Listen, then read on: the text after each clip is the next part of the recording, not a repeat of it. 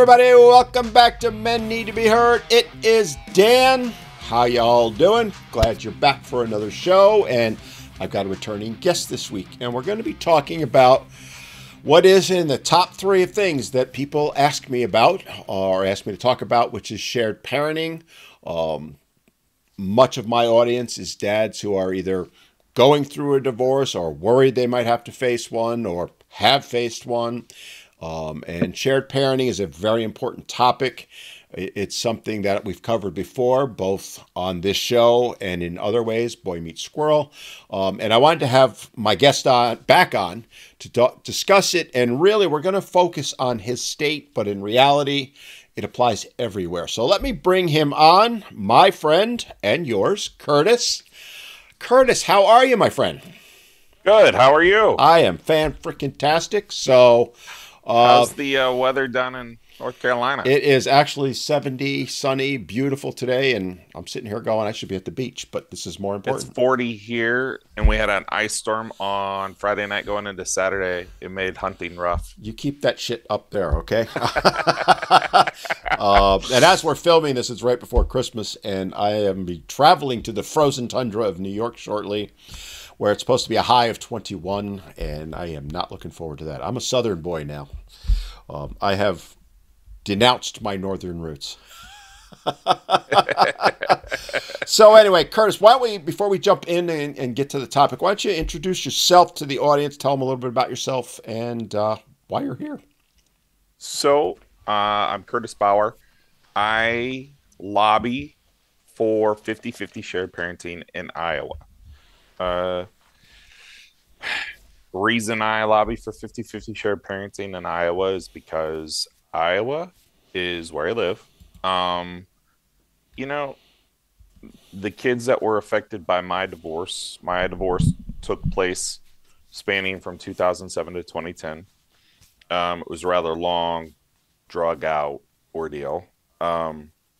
The reason I do it is because I don't want other children to have to go through what my kids went through.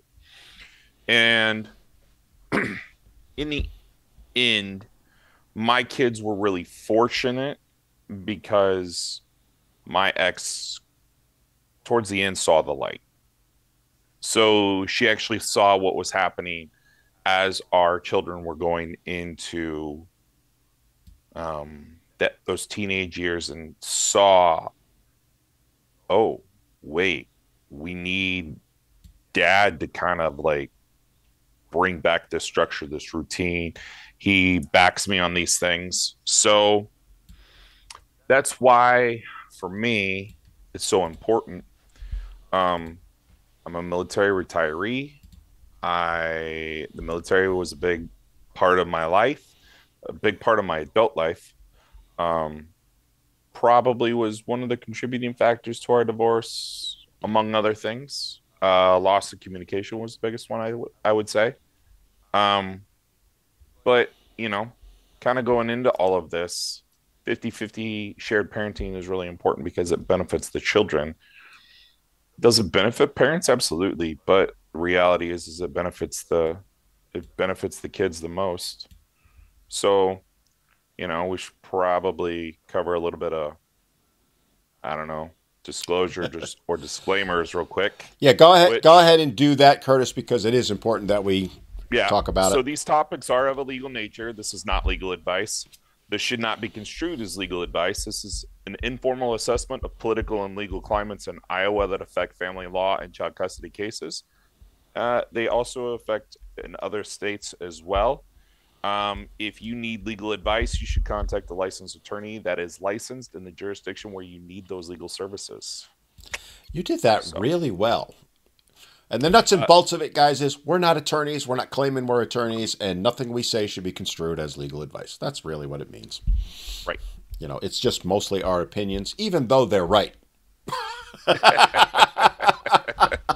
And in some cases, we know more than most attorneys do, but we're not giving you legal advice. So I guess the first question that I want to ask, Kurtis, I obviously know the answer to it, but there's a lot of confusion out there about what is shared parenting? What is it really? Because, one side will say one thing, the other side will say the other, but it's a lot of misinformation. In a nutshell, what would you describe it as shared? What is shared parenting? Shared parenting is splitting the time of the children equally between both parents. So you're it's the difference between legal custody, which is decision-making authority, and then physical care is where do the kids spend the majority of their time? We're asking for 50-50, meaning 50% of the time is with dad, 50% of the time is with mom, draws a balance between what mom is offering them and what dad is offering them while mom and dad aren't together. Yeah, and that is it in a nutshell, right? And I would add to it, the way to really look at it is to look at it, that's your starting point, right? Mm-hmm. Every family is different. Right now, the current paradigm in most states, not all, but most, is basically you start with one parent's going to get 100% of the time, the other's going to get zero, and come in from there. The most common one being the standard order, which effectively is 85% to mom, 15% of the time to dad. Shared parenting comes from the opposite direction. It presumes that both parents are equal, and you adjust from there. And why anyone would be opposed to that blows my mind, because ultimately it has nothing to do with the parents. It has to do with what benefits the kids. And every reputable study out there that has looked into this has said this is the best thing for children. And I think we'll probably touch on a few of those. Oh, absolutely, we will. But, like I said, it's a very common misnomer that it's, the feminist groups will say it's just dads don't want to pay child support. Shared parenting and child support are two entirely different things. They've never had to pay for when all of the boys are in my home for a month. Our grocery bill is $3,000. That doesn't surprise me. Yeah. So the current paradigm as it stands is dad pays mom to cover the cost of the kids when they're at mom's, but dad doesn't get a dime from mom to cover the costs when the kids are with him. No. That's child support. That's a whole other ballgame. And honestly, it is separate from shared parenting. As far as the specifics of it, right? Mm-hmm. Child support does intertwine in the sense that, well, if you're splitting the time, you've got to make allowances for that child support wise. But again, That's about the child. It's not about the parents. Why do we live in a society where we want the thing they'll throw out is we want the child to maintain the same standard of living they had during the marriage. Yeah, in mom's house. Dad's house, you don't care. I mean, no. I've had numerous dads say that they would pay the full amount if it meant that they just got the kid half the time. They're only interested in raising their children. They have a very specific interest and a very vested interest in the outcome of their legacy. I mean, it's not any different than if you guys were to be in a nuclear intact family and your 16-year-old went out one night and raised a little bit of Cain. I mean, you'd be a little embarrassed. You might laugh about it in 20 years, but in the moment, you want to be able to have a say in what your child's doing. Mm-hmm. That way you can help your child learn lessons through you and have your own experiences play out with that child. And to your point, I hear the same thing. I am proof of that, right? I ultimately got custody of the kids. I didn't ask for a dime in child support from her because I didn't care about it, right? Right. I wanted to make sure that I could parent the kids. At that point, it was pretty obvious I was the better option for the kids. Doesn't mean I denied her access to them. I never would do that. And that's the way most dads feel. They just want to remain dad. But those who are opposed to shared parenting always bring in the argument it's all about the money. And that's why we wanted to address that right up front, and I'm sure we'll address it more as we go through this. So we're going to be talking about shared parenting within the context of the state of Iowa, right?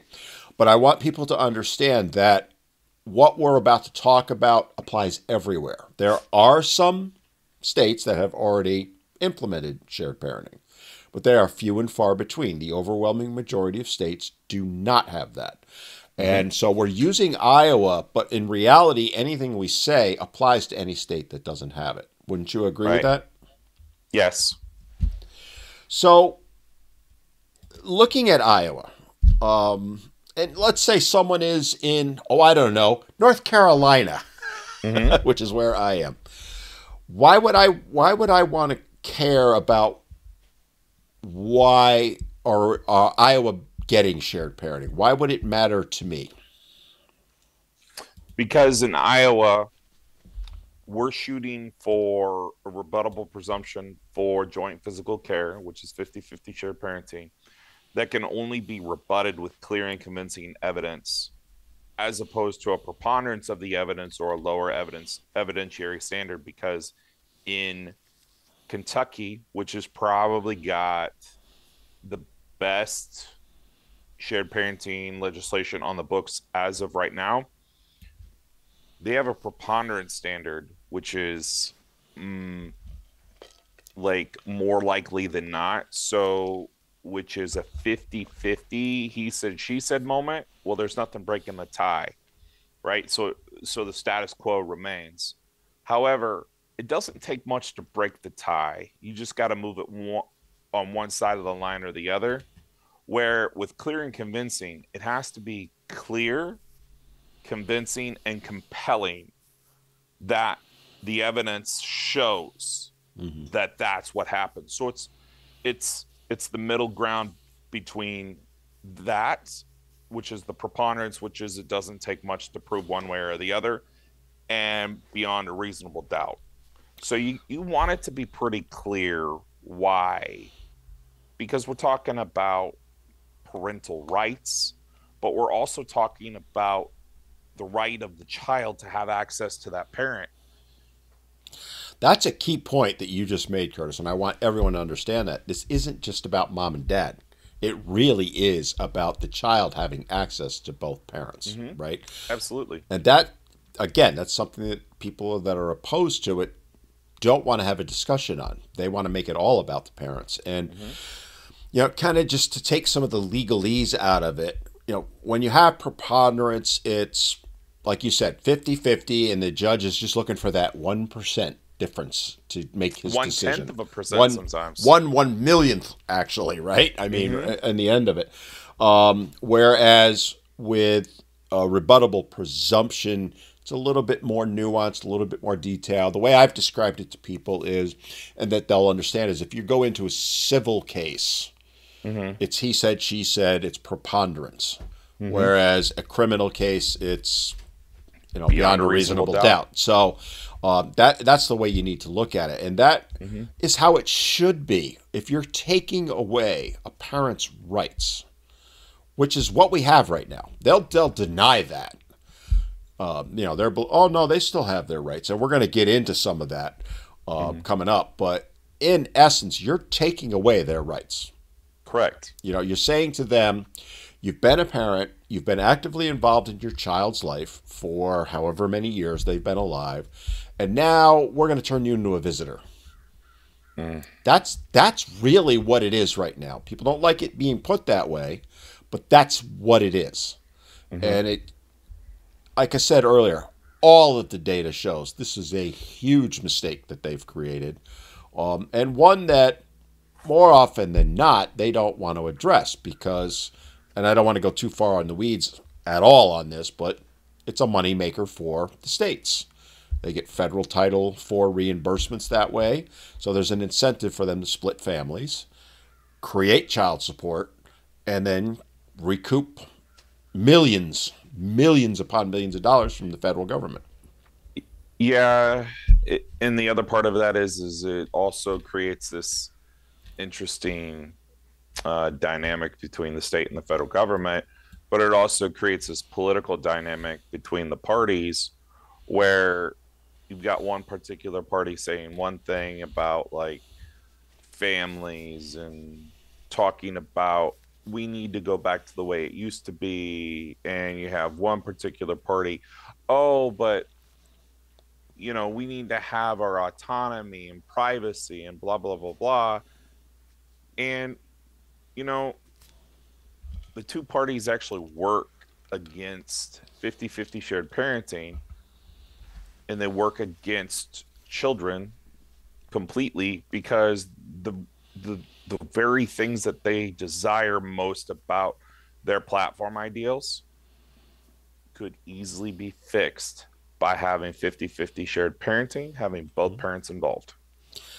Yeah, if they decided that they weren't going to make the children the equivalent of the house and the car, something to be fought over that someone's going to win and take Mm-hmm. possession of, and instead viewed them as what they are, children, human Mm-hmm. beings who benefit most from both parents, that would benefit both parties' platforms, right? And Correct. falls within line of both parties' platforms.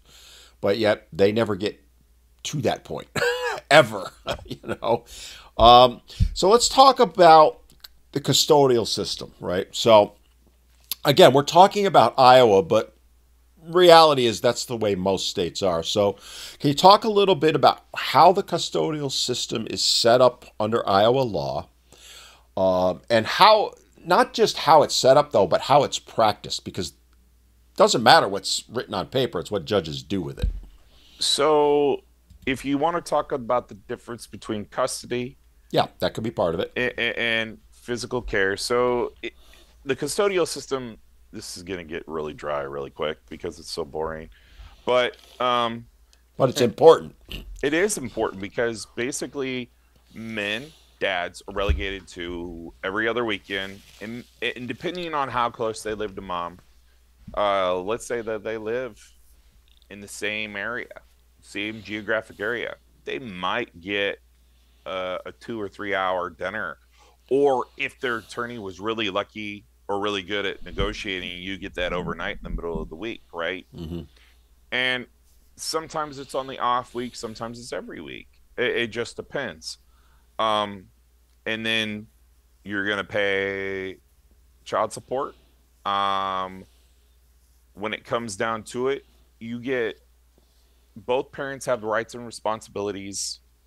If you have joint legal custody, the majority of the cases are there, or joint legal custody, where they have equal decision making power on the major five, which are medical care, education, extracurricular activities, religious instruction, and legal status. So those are the big five. Hmm. Now, whoever has primary care, which is usually mom, um, she gets to decide what the kid wears. She's responsible for maintaining the wardrobe. She's responsible for maintaining the house. She's responsible for getting the kids' haircuts and how they dress and who they hang out with, uh, who they date, even. Yeah. So, for dad not to really have any input as far as that goes, it's, I would argue that it's borderline misandry, but Hmm. you're really tiptoeing around that line. I mean, And it's what's hurting the children, right? If what you described is basically known as the standard order, hmm which basically a judge in California almost 50 years ago literally pulled out of his ass. Every other weekend and one yes, night a week. I call it the pizza date, right? yep, It was pulled out of his ass. And hmm everybody went, oh, that sounds good. Let's run with it. And that's been the default order in most states literally since the 70s. And it's well, dismal failure. yes, and the number one complaint about that dismal failure is also, um, wait, why is dad at Disneyland, dad? Why does Yes. dad spoil these kids? Uh, you relegated me to the only time I had, which on weekends most people don't work. So guess what? We're going to go have fun and we're going to capitalize on the time we have. Yep. And again, they want to paint that as a bad thing, but Yeah. it's really not all that much different from what moms do when they have the kids on the weekend. They go Hmm. do stuff.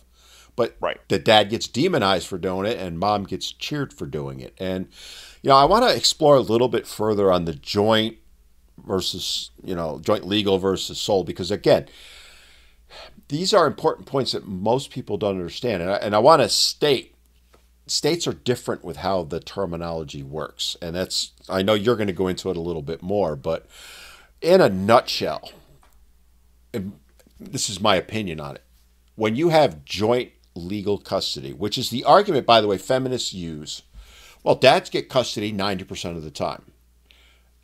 That's how they'll phrase it. Well, dads get custody 90% of the time. They want you to think that dads actually get the kids 90% of the time. That is not what happens.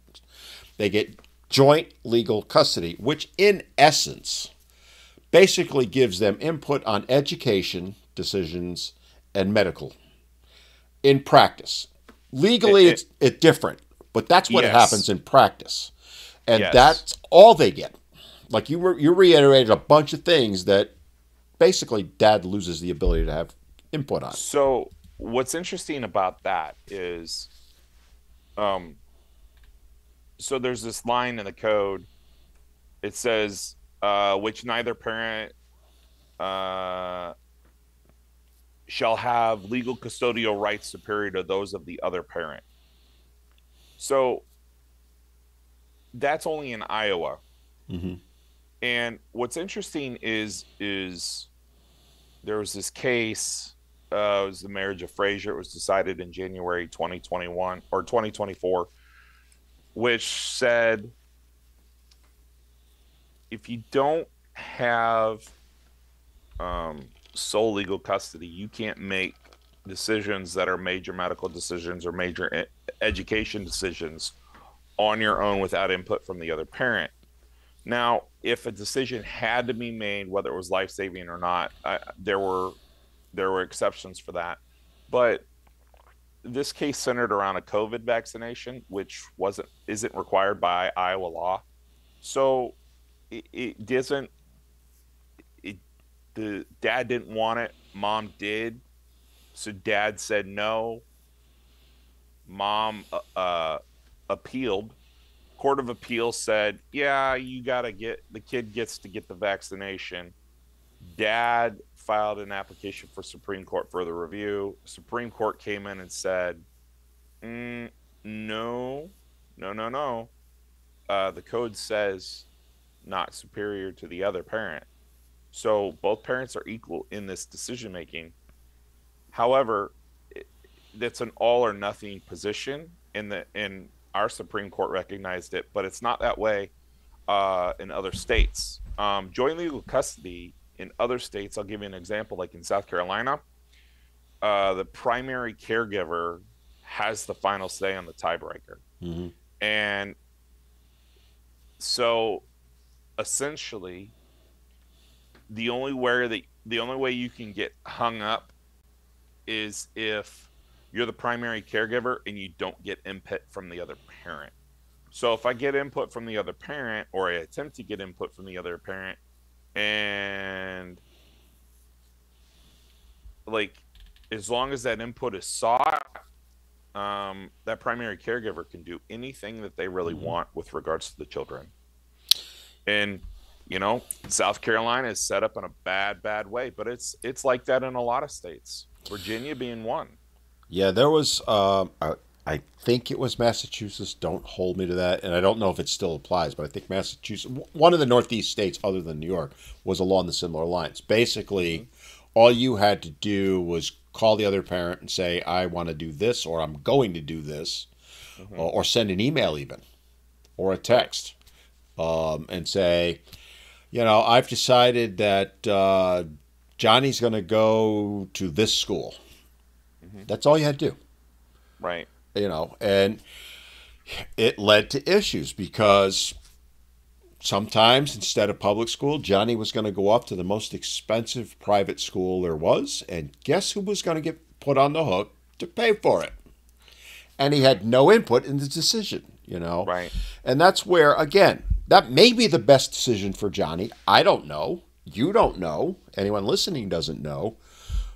But there's no conversation about that. It's mom's decided this is the best decision, and dad's going to Right, pay for it. right. And in my personal opinion, if I were to apply a reasonable, prudent person standard to that, I would look at that and I would say, well, in South Carolina or Massachusetts in that situation, or in Virginia or other places, um, if the tiebreaker is always going to be the primary caregiver, uh, you've basically relegated it to sole legal custody anyway. Exactly. So Yep. your joint legal custody language that you have on the books is garbage, Mm-hmm. and you just might as well light a fire to it because you've just basically said, "Hey, dads aren't important, kids aren't important because dads aren't important." Well, that's this is what legislators do to feel good about the law they're passing, right? Well, it says they're going to do this. They love to create law, but then Mm-hmm. the judges get the right to interpret it, or they create an issue like we're talking about, Right. and they're not helping anyone. They're actually causing more harm because if mom is essentially handed unilateral decision making, but dad thinks he's supposed to have input and doesn't get it, well, what's going to Mm-hmm. happen? Dad's going to get pissed, and rightfully so. What parent wouldn't? And you're going to have conflict, which then means you're going to go to the court, which means then you have to hire attorneys. Who would It make gets out from that? expensive real Yeah. quick. I spent Mm-hmm. over $100,000 fighting for my rights, Mm-hmm. and that doesn't benefit the children. That $100,000, if I hadn't spent it and my ex spent three times that, that money could be handed down to our kids. Paid for their college. Paid for college, down payments on houses. Uh, Instead, it paid for, this isn't the case in mine, but I know of cases where it paid for a new boat for the attorney, the divorce attorney. So, do you want to pay for your child's college education, or do you want, attorney Bob to have a brand new 28 footer? right. And that's, when I talk to guys, I say to them a lot of times, look, I know you want to fight for your rights, but you need to keep that in mind, right? Mm-hmm. Because it is a financial drain. And again, what we're talking about is severing parental rights, essentially, Mm-hmm. right?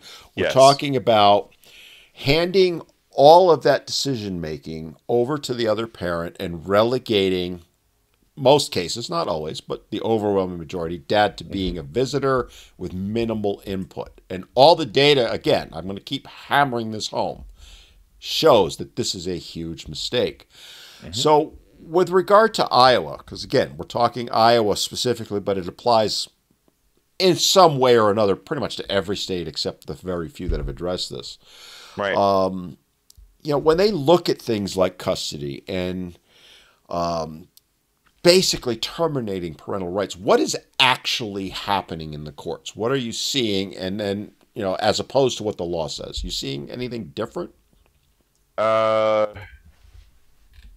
so approximately 10% of the time, one parent is awarded sole legal custody. And it's in one of those realms where, oof, um, it's bad enough. The situation's bad enough, but it's not so bad. Mm-hmm. Um, so the biggest thing I would tell you is if there's a severe barrier to communication, um, if there's a severe case of domestic violence, but there's no proof of child abuse, um, sometimes you get those parents who come and go out of the juvenile court system because they got an anger issue, Mm-hmm. and a substantial anger issue.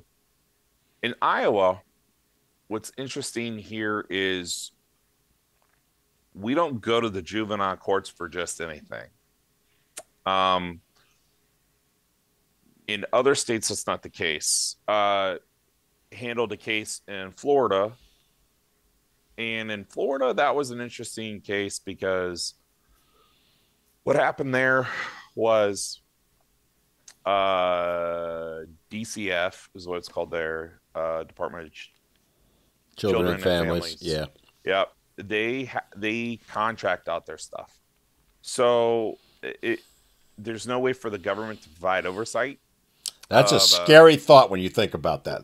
correct. It's just like the federal government using contracted prisons. So I'm not, if there's a function that the government is supposed to fulfill, I'm a proponent for the government needs to fulfill it, not a private contractor, Hmm. because um, there's usually language in there for breach of contract. Well, guess what? I only get to have the contract terms, and that becomes a civil issue. I can't enforce necessarily a criminal issue when one needs to be enforced. Hmm.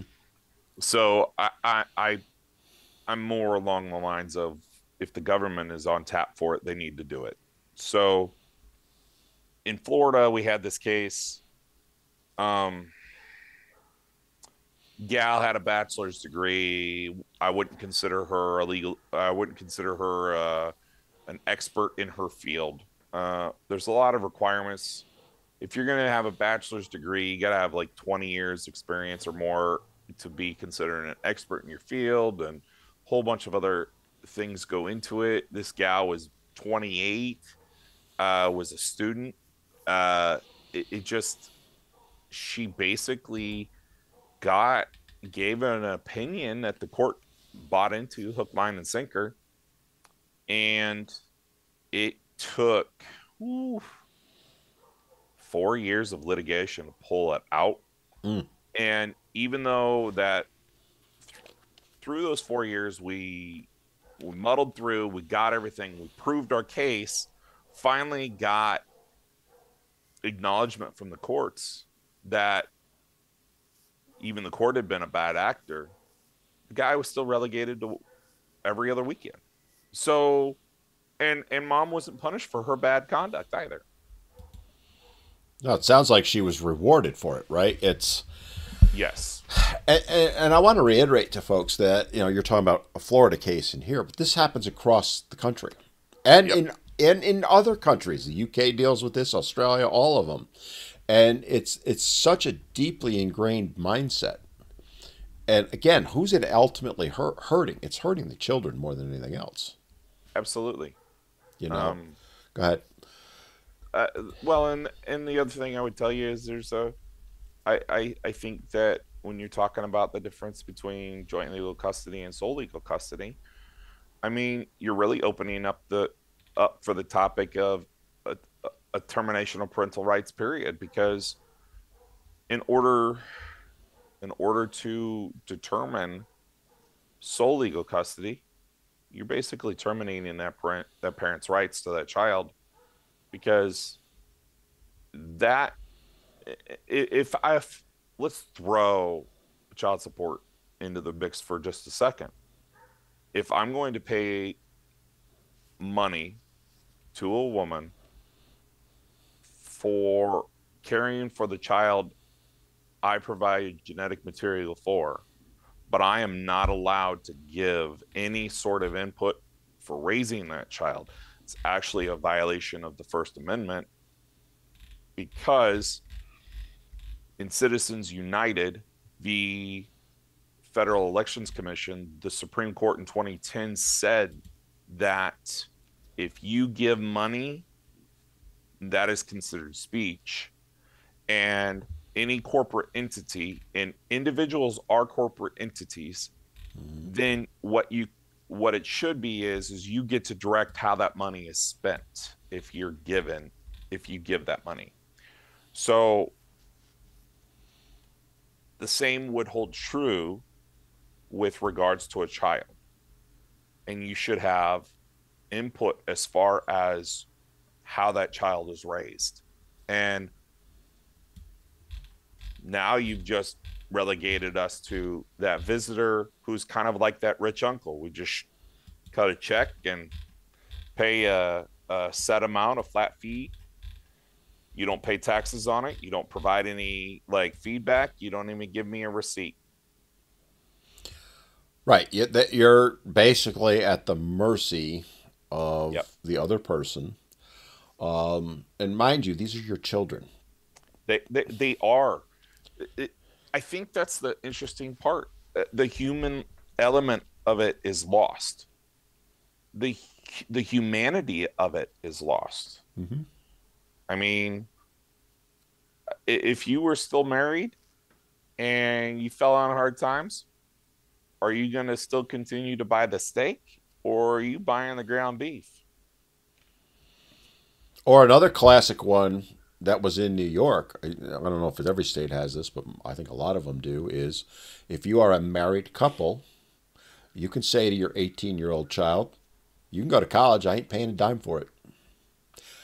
Right. In a divorce situation, Mm-mm. uh-uh. Nope. The So, state decides. yeah, post-secondary education subsidy. Parents of divorced children are on the hook for at least one third of the cost, Depending on the state. In New York, depending on the state you can and be a put few on other the hook. factors. But Yeah. yes, So I mean, and think about that for a moment. If you step back, even if you hate shared parenting, do you really want the state to decide whether you are going to pay six plus figures for a child's education and the child decides to go as a party with it? Too bad. They could go for 3.5 years, not graduate. Whereas if you're the married couple, you can go and the kid's failing out or, horrible grades. You can go, get your grades up, Johnny, or I ain't paying another dime. You lose all of those rights. yeah. In Iowa, we're really fortunate with regards to that. We have repudiation provision. Hmm. We also have provisions in there that they have to have a certain grade point average and they have to meet certain benchmarks in order to continue to receive that funding. Well, then you're And once better that off than funding's most. right, I'm not going to dispute that, but there's a case. I feel I always get this one wrong. It's either Lewis v. Johnson or Johnson v. Lewis, and our state Supreme Court decided this one. So, children that were born out of wedlock whose parents are separated are not entitled to that same post-secondary education subsidy that children who were born of a marriage who were then the product of a divorce um, get.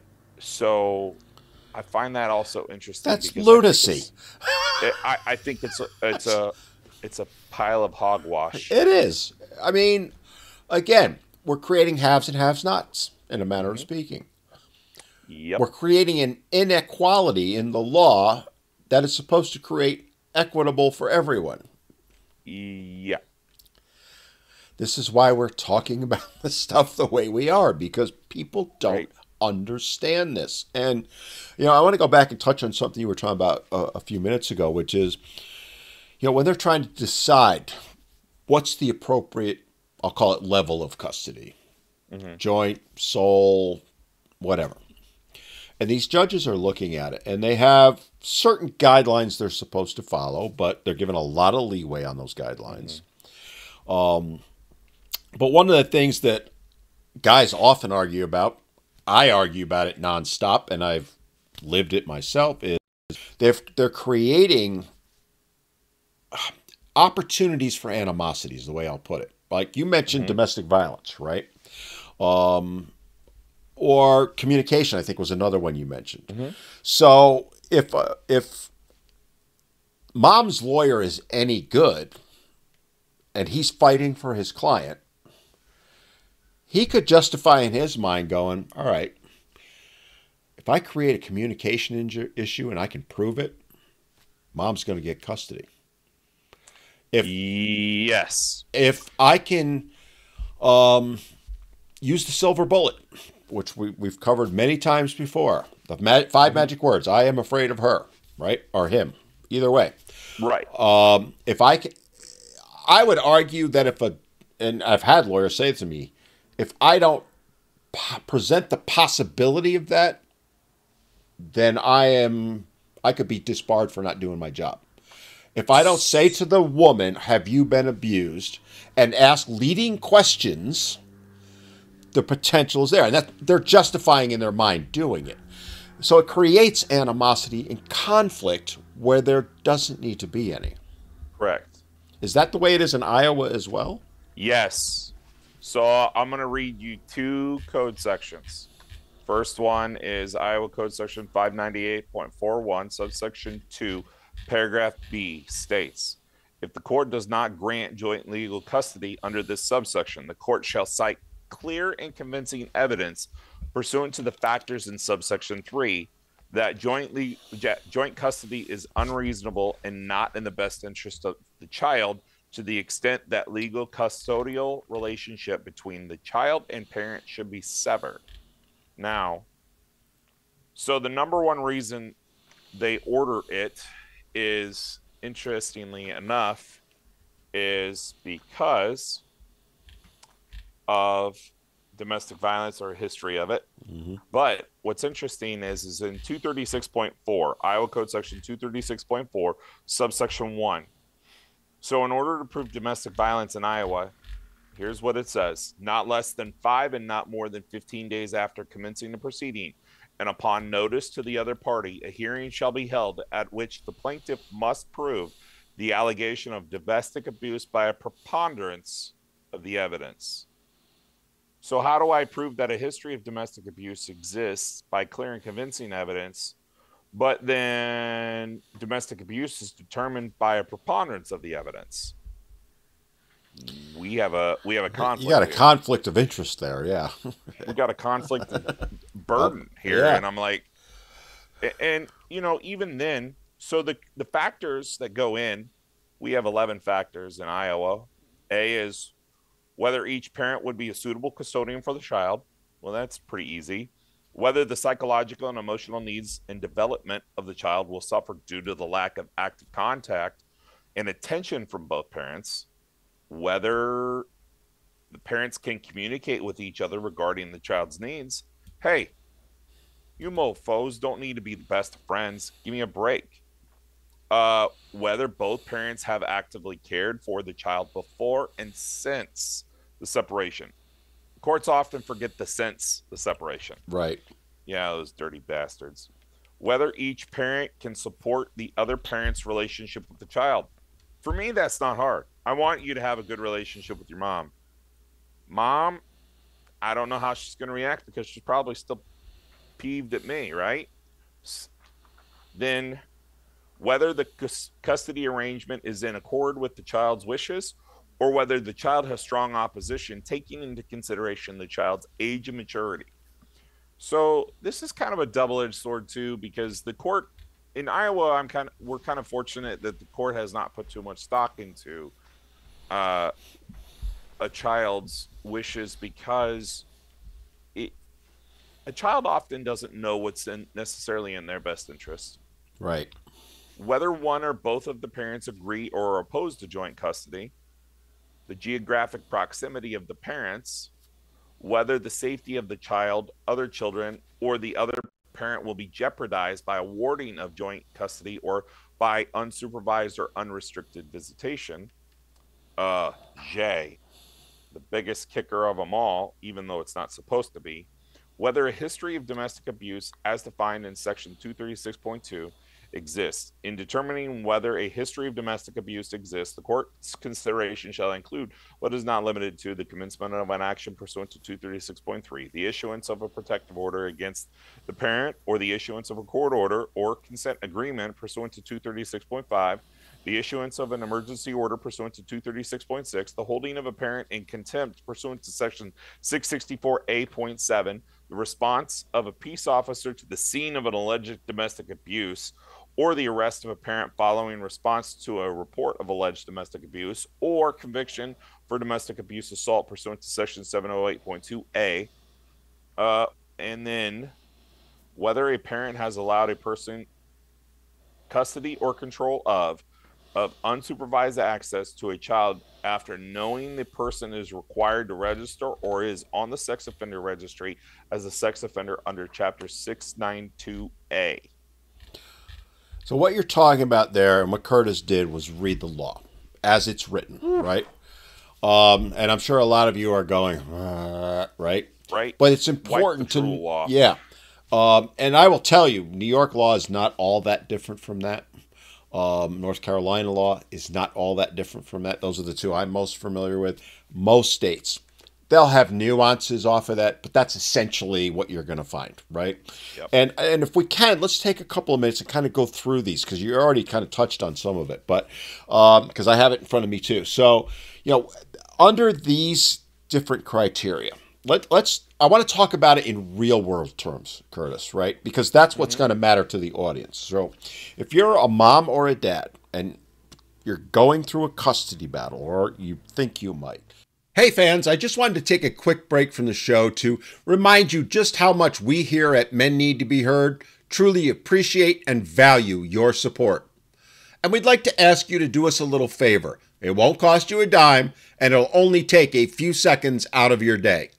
Could you take a moment to give us that like, give us that thumbs up on the video, and even share it with your friends? Doing so will help us to spread the word and continue to raise awareness on the issues that men and boys face in today's modern world. And we'd love to hear what you have to say on today's topic.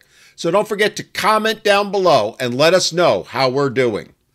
Your input and feedback means the world to us, and it helps us to continue bringing great guests and even more content each and every week. And don't forget to subscribe to the channel and hit that notification bell so you don't miss an episode. It's the best way to stay up to date with all of our latest discussions, interviews, and deep dives into the issues men and boys face. It also helps the channel to grow so that we can continue to raise even more awareness on the issues.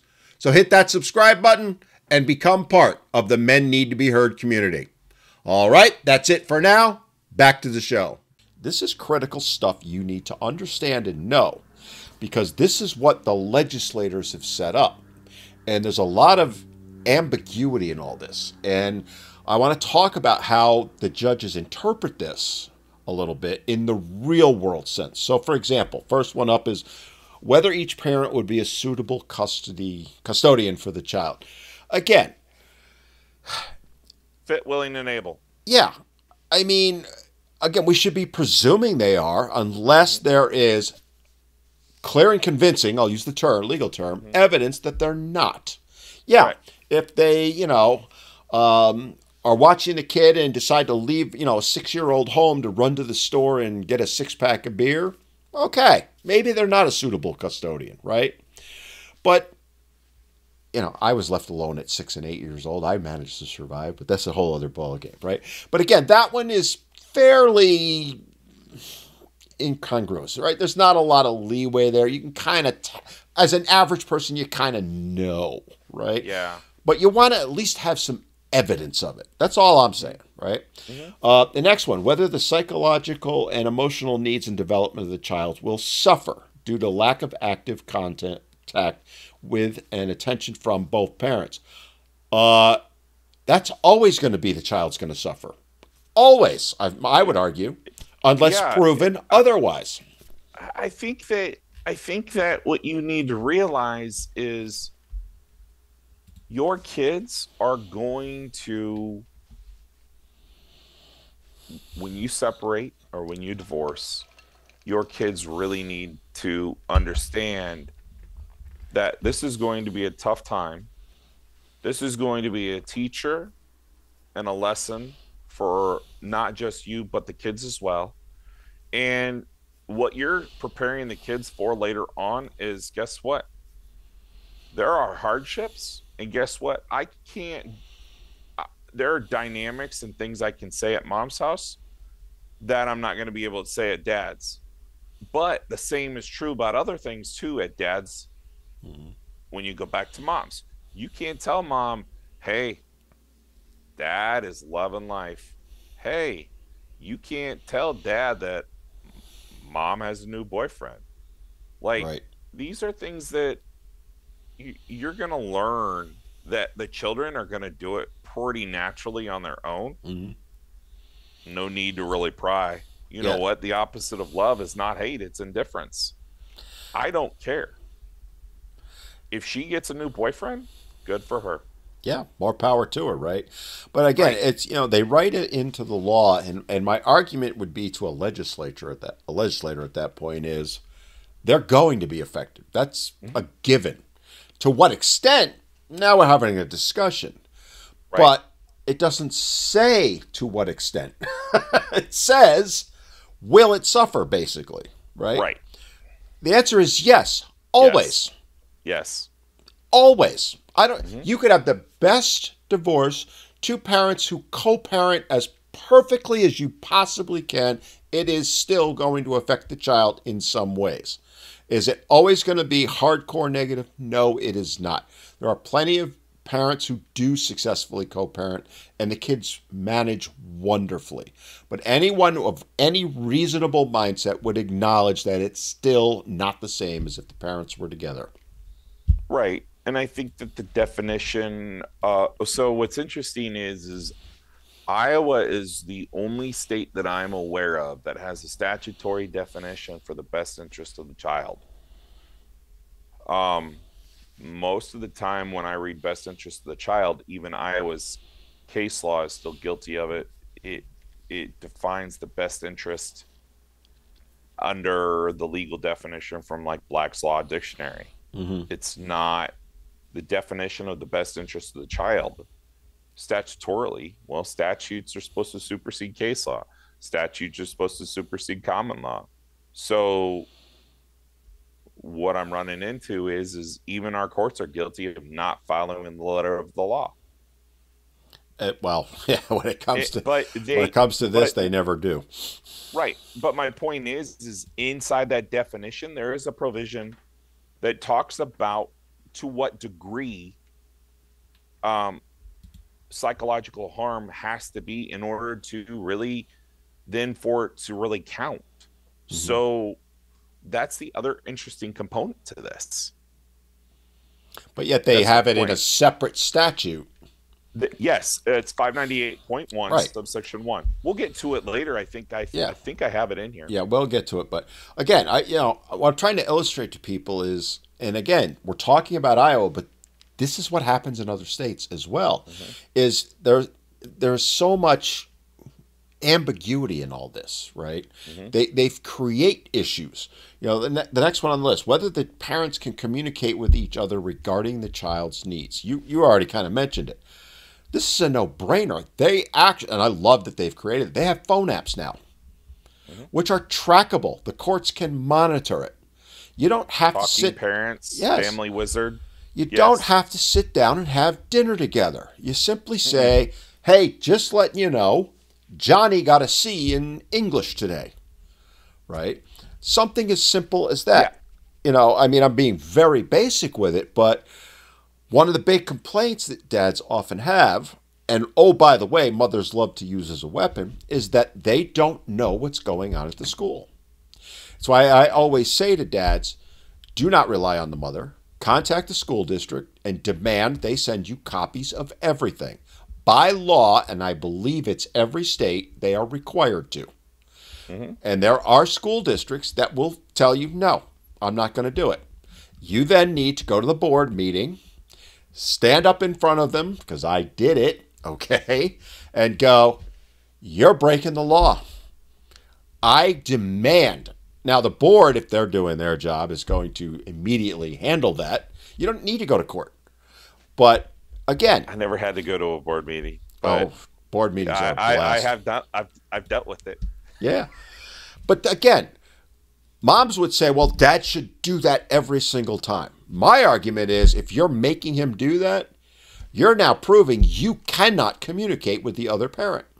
Correct. Because how hard is it to, these days, snap a picture of the report card with your phone, send it through one of those apps, or just text it to them?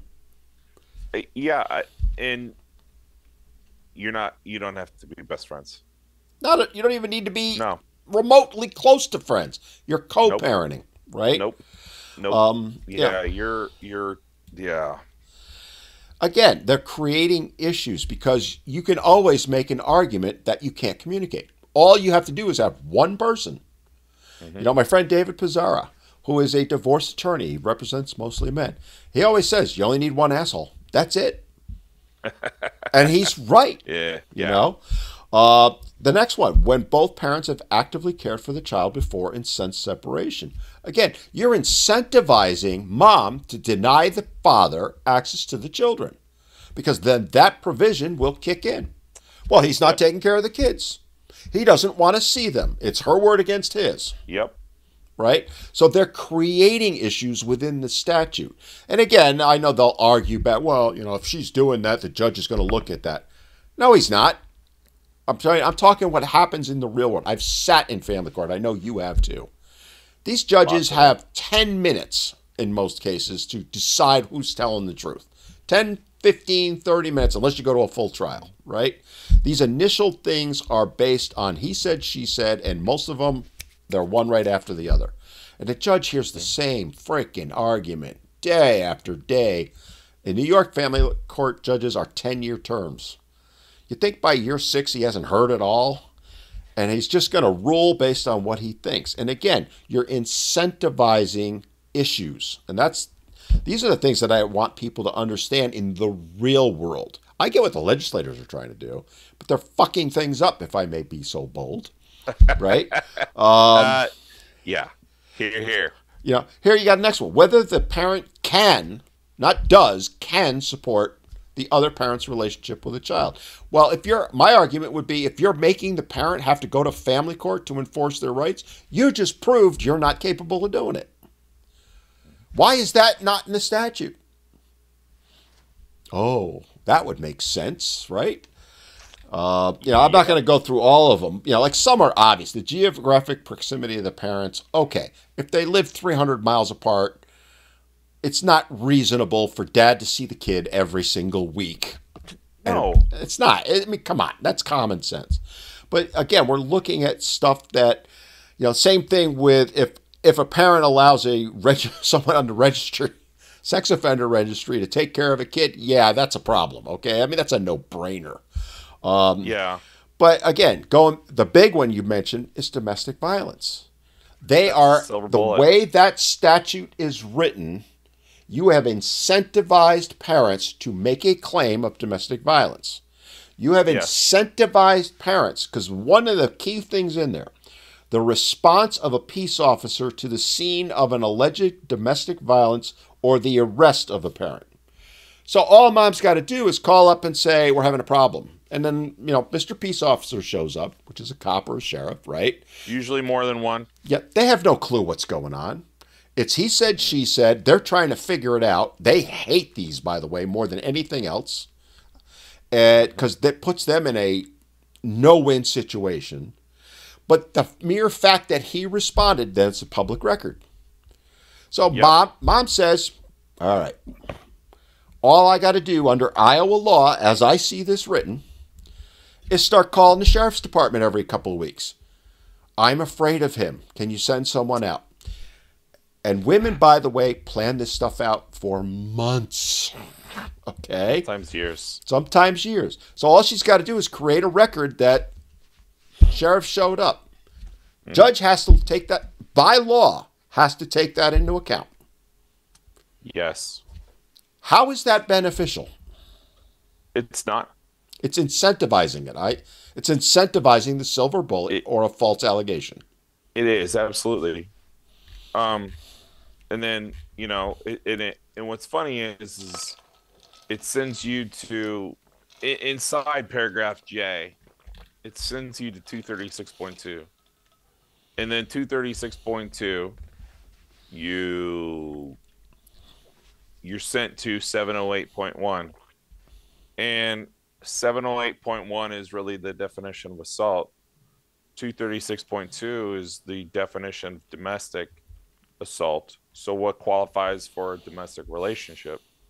Well, if I've got someone in my house, it doesn't matter if they're just visiting or what. If they're in my house, they're considered a member of my household, and then bam. Yeah, roommates technically can be charged with domestic violence. Yes. I don't know if it's every state's law, but I got to believe it probably is. if I have a child, doesn't expire either. If I have a child with Right. someone, it does not expire. Right. So again, it creates opportunities to incentivize, most cases, mom, so that she can win custody, win the court battle, and ultimately, who is the one who gets hurt? I'm going to keep coming back to that. It's the Kids. child who gets hurt. So why, if you're a legislator listening to this, why the F do you want this? I would love to hear them come back to me and say, well, yeah, we want to make sure mom can call the sheriff and isn't worried about it. Okay, fair enough. I'll agree with you on that. She should be protected. But what if she's lying? You have no provision in there if she lies. You've incentivized her to lie. Mm-hmm. And I hate to break it to you, kids. I've had attorneys on this podcast. I talk to attorneys all the time. The numbers are staggering. 70 to 80% of all divorce cases right now are involving some form of a false allegation. Yes. That is mind-blowing. And it's because of bad law like this. We're reading Iowa. I hate to tell you, it's the same in New York. It's probably the same in all the other states or close to it. 70% in 2011 that we could see had some sort of like inconsistency or lie or untruth that we could easily identify in the domestic abuse applications that we could access that were not sealed. Mm-hmm. Most of them are sealed, not all of them, for various reasons. But very consistently, it was 70 to 80%, depending on the time, place, number of other factors. But very consistently, you could see, because in our domestic abuse application, there's 3 sections for a narrative. Mm-hmm. And in those 3 sections, you can compare and contrast, and you can clearly see there's some inconsistencies. It didn't matter that those inconsistencies existed. The judge just, whoop, I'm going to grant it. Well, I mean, we've talked about this before, you and I, and I've talked about it many times. Judges are human beings. I know a lot of you think they're not. They are. Okay. Yeah. And I've sat down with them and had conversations about this, specific to domestic violence. And as one point blank told me, Dan, I am not going to be the judge that doesn't grant an order and the guy actually is abusive and goes and kills his wife because it's going to be my name in the news. I am not going to take that chance, so I will always grant the order unless basically you get to the criminal law level where it's beyond a reasonable doubt that she's lying. Well, to get to that point when it's he said, she said is damn near impossible, right? Even when you can prove she's lying, I have yet to find a prosecutor willing to prosecute it. Oh, as far as like holding her accountable for lying? Oh, they're not going to do that because, again, the DA, what if he slips up just once where he thinks she's lying, has evidence she's lying, maybe she flat out is lying and they can prove it, but the guy later on kills her.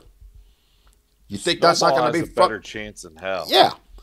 So again, we're creating an issue where one doesn't need to exist. And the other issue that happens because of this is actual victims of domestic violence who need to be protected don't get the protection they deserve. Correct. Because it gets so watered down. These judges, as I said a few minutes ago, hear this shit over and over, day after day, week after week for years. Mm-hmm. And they are human beings. And they get just cynical. Some of them do get cynical and some of them get overly sensitive. Right. And it gets to the point where when they actually have a true victim that is telling the absolute truth, but the 5 women beforehand, you kind of think they were lying, well, there's going to be some doubt in your mind. Yeah. And again, it creates issues in the law that shouldn't be there. No law is perfect. I'm not trying to intimate that it is. There's always going to be exceptions. But this is the rule. Mm-hmm. They've created a dynamic within the law. And again, we're picking on Iowa, but it applies to many other states where we've incentivized to make claims of domestic violence. Hey, let's call the sheriff. She goes to an attorney in January. All right, I want to divorce him. All right, let's plan on you doing it in August. We're going to file in August. Here's what you need to do over the next 6 months. I want you to pick 3 days. You're going to call the sheriff and tell them that you're worried he's going to harm you. Sheriff shows up. He doesn't even need to be there. Yep. And now they've, under Iowa law, they've now created a pattern that the judge, by law, has to take into account. Yes. The other thing is I recently had a hand in a case where I was doing the briefing, and at trial, opposing counsel did do this. Opposing counsel is notorious for this. And the judge buys it hook, line, and sinker every single time. And, this might be a soapbox moment, but think about it this way. If you're worth your weight in salt as an attorney, you're going to charge anywhere from $250 to $300 an hour on average. Okay, and that's in normal states, not California or New York. Yeah, New York would be double that at least. Right, at least, at maybe least even triple. So, so let's say it's 300 for easy math. That's $600,000. So of billable hours, because you'll bill 2,000 hours in the year. Well, okay, so what happens about people say, well, he's got overhead taxes, law firm stuff, blah blah blah blah. Yeah, but that's not quite what you're forgetting one key component. I could charge $150 an hour if I'm the attorney for my paralegal, and only have to pay the paralegal somewhere between 30 and 40 an hour. Which is what they do, by the way. Right. So that 200 and some thousand, that goes towards the overhead and the taxes. And they're the ones doing, by the way, because I worked for a law firm for a little while, they're the ones doing 90% of the work, the paralegals, not the attorneys. Right. And so then all of a sudden you're going, oh, so they're bringing home $500,000 to $600,000 a year. Okay. In Iowa right now, the average judge on the bench is making approximately $158,000 a year. So if I'm going to clear the bank at $500,000, do you think I'm going to take a thankless job to be a judge for 150 some thousand? And by the way, a job that you'll always be viewed as making the wrong decision by someone. You have no overhead in that. You get the government state's retirement, and you have law clerks really writing your opinions a lot of the time. Not all the time, but most of the time. So we're literally picking from the bottom of the barrel when it comes to attorneys to be judges. Yep. Or, well, like in New York, it's an elected position, right? So it is the one. Well, I'll even go further. Let's pick on law guardians a little bit. My favorites. They are the true bottom of the barrel, right? Because as multiple attorneys, including my own, said to me, they're the ones that can't make it on their own. So they make $50 an hour as a law guardian. This was 20 odd years ago. Right. And they're the ones that have a tremendous amount of sway over custody decisions. Correct. Ultimately, I would argue, in not all, but a lot of cases, they do make the decision. The judge is just going to rubber stamp whatever they say. Right. And to be fair, I've met some really good ones. In my local area, there's one guy who I think is absolutely looking out for the best interests of the children. Yes. He's And they he's look the at it as exception. a duty and an obligation. He does too, and Right. he. I remember having a conversation with him, and him saying to me, "I could make a hell of a lot more money, but I care about kids, and that's my priority." And he Yep. genuinely does. He's the only one I've ever met. Every other one, I sit there. I've shared this story with you, and I've shared it on the podcast. The law guardian in my case, the judge, the family court judge, said to her, "He knows the law better than you do." I mean, hello, Alexandria. I hope you're listening, right? I mean, but yet, Mhm. had I not knew what I was doing, which most guys don't to the level you and I do, and I'm Mhm. not knocking them. It's you got to study the law, and we're not Right. attorneys. But had I not known what I was doing, I would have probably ended up with at best supervised visitation because she hated me. Yeah. So in Florida, that that guardian ad litem stands out to me. Her name is Courtney. I couldn't, I couldn't, I couldn't stomach her. Hmm. Um, and it all started with she bought into mom's crap. Bought into mom's bowl, and it took 4 years to sort it all out. We finally got there, but mm-mm. How much damage was done to the children in those 4 years? That's the way you got to look at it. So we're talking. There was one child, and that one child to date is still in therapy, and that child is 10 years old now. And probably will be in therapy for the The rest rest of of their their life. life. And again, that's what people don't want to have a discussion. It's what legislators don't want to have a discussion about. Because I've had that point blank with them saying, Hmm. look, you've created scenarios where these kids they don't know what, they're 8, 9, 10 years old. They don't know what's up from down. They're kids. Hmm. And you're putting them in a position where it's no win for them. You've incentivized the parents to go to war. And these Yeah, kids get fucked up. I got fucked up. Okay? You're looking at one. yeah, I yeah, and I would tell you what's even more fucked up is so my relationship with my mother is okay right now. It's not the best, but it's not the worst. I mean, her relationship with me has been obviously a rocky one.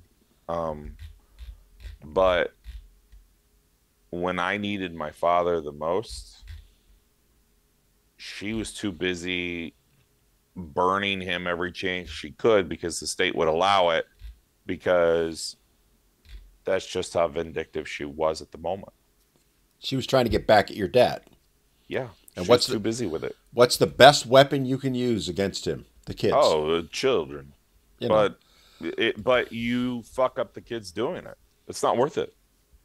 It's not worth it at all. It's well, Uh, to us as reasonable human beings with intelligence, it's not. To them who are so caught up in their emotions, they'll justify it till the cows come home. yeah, and her in her 60s, she feels an immense amount of guilt because she tries to overcompensate with the grandkids. Now, see, that's different from my scenario. My mother never admitted she did anything wrong. She cannot, well, she's long past. Thank God.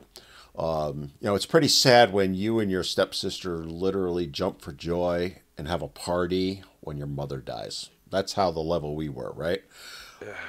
That would take when you have to celebrate someone's death instead of their life. That that really tells the tale, Yeah. doesn't it? I mean, when you, what's the saying? When somebody passes on that did a lot of good work, the world is not a better place now. In my case, with my mother, the world was a much better place once she was gone. And Hmm. that toxicity that she spread to me, she tried to spread to my children and all that. But the point I'm trying to make with it all is the courts fully supported all of it. Yeah, they did. All of it. My dad was court ordered for three kids, $1,754 a month. in 1993 or 1994 because he had 3 good months of truck driving. He never was able to recreate those numbers until the year 2003. The old imputed income argument. Oh, stupid. So My what's dad was broker than broke, and he couldn't even afford to fill the gas tank. But my mom would say, your dad must not want us to come and see you. He must not want it. It's sad. He doesn't want to see you. Yep. Can you believe that? No. You vile human. You're the one that ran him into the ground where he couldn't afford to come see us. He was just barely getting by. Right. My grandparents were covering his food. My grandparents. And that's not an uncommon scenario, No. right? Yeah, you hear all the time, because, you know, when I'm online and I make my videos, I got women coming at me all the time. Oh, he doesn't care about the kids. He lives in a 1-bedroom apartment. We have 3 kids. He expects them all to sleep in the same bedroom, and you should see his furniture. It's all garbage and blah, blah, blah. You left him no choice. He can't afford a 2 or 3-bedroom apartment because he's paying you half his income or more. So what's funny is I get complaints all the time. So I help mothers and fathers alike, but mothers are always the ones that are asking me about this. They say, well, he's got a mattress for the kids, but it's not on any bed, it's on the ground. And I'm like, okay, under state law, he's not even required to have a mattress. He's only required to have a couple blankets, not even a pillow. You could have it on the ground. Well, at least he's got a damn mattress, woman. Well, yeah, I mean, my ex tried the same argument with me, right? So when we split up, she cleaned us out. She took everything out of the house. She cleaned our bank accounts out. I had no idea what was going on, right? So the apartment that we lived in at the time was actually, we were renting to own part of a house, right? So we lost that because I couldn't afford it on my own. Right. I had to go get an apartment that I could afford, which was a 1-bedroom apartment. It had a decent-sized bedroom and 4 kids. I couldn't fit 5 beds in there, okay? So, you know, I went and got a second-hand used queen-size bed, lumpy as hell, so I could put a couple of kids in there because I slept on my really shitty couch, right? And then I had other kids. I eventually got 2 other beds in time, but it took me a while. And she used that against me in court. Well, see? And I remember sitting there, and my attorney was really good about that. She goes, you've left him with nothing, right? Because 31% of your gross income was what I was paying in child support, not net. So that's after taxes, after Social Security, after health insurance, because they didn't even factor that in. I was living on about $150 a week. Now, mind you, this was the 90s. A little, you know, you can't relate dollar to dollar for now. But relatively speaking, if it would be the equivalent of trying to live on, I don't know the exact math, but I'll say somewhere around $15,000 a year. If you kind of look at inflation. Right. With 4 kids. Try doing that sometime, kids. It's not possible. I slept on my army cot for a long time because I had to. But yet you made that sacrifice for your kids because you wanted to see them. And that's what gets lost in these laws, right? Is we're talking about the realities out there, but the laws don't address it. They are just blind to it. And then, you know, one of the other things that I want to kind of touch on a little bit is, and you know, you start looking at these laws and dads get really upset by them. I'm sure there's a few watching right now that are like, this is bullshit. Why is it like this way? And people like Kurtis and myself, we go and lobby and all that. But one of the other arguments people will make is, well, we should just appeal this, right? We need to go to the appellate court. I don't like how my case, you're laughing because you know what it is laughable. I'm sorry, right? So can you talk a little bit about that? Again, we're going to talk about Iowa here, but this applies everywhere. What is the realities with going to appellate court? It's just going to be affirmed. Which means what in English? I don't know. It means that you're not going to change the outcome. The likelihood of the outcome changing is less than a 2%. I mean, I'm surprised it's that high, to be honest with you. well, so if you take a legitimate court case that should not have gone the way it should have, and you appeal it, and let's say you're not an appeal attorney, let's say you're a trial court attorney, and you choose to appeal this case because you know that this ruling was so bad, well, those cases end up being between 5 and 7% success rate. So we have this premier appellate attorney here in Iowa. I'm going to tell you, he's not the premier attorney at all. His success rate for the appellants, yeah, it's a he, and he probably knows who he is.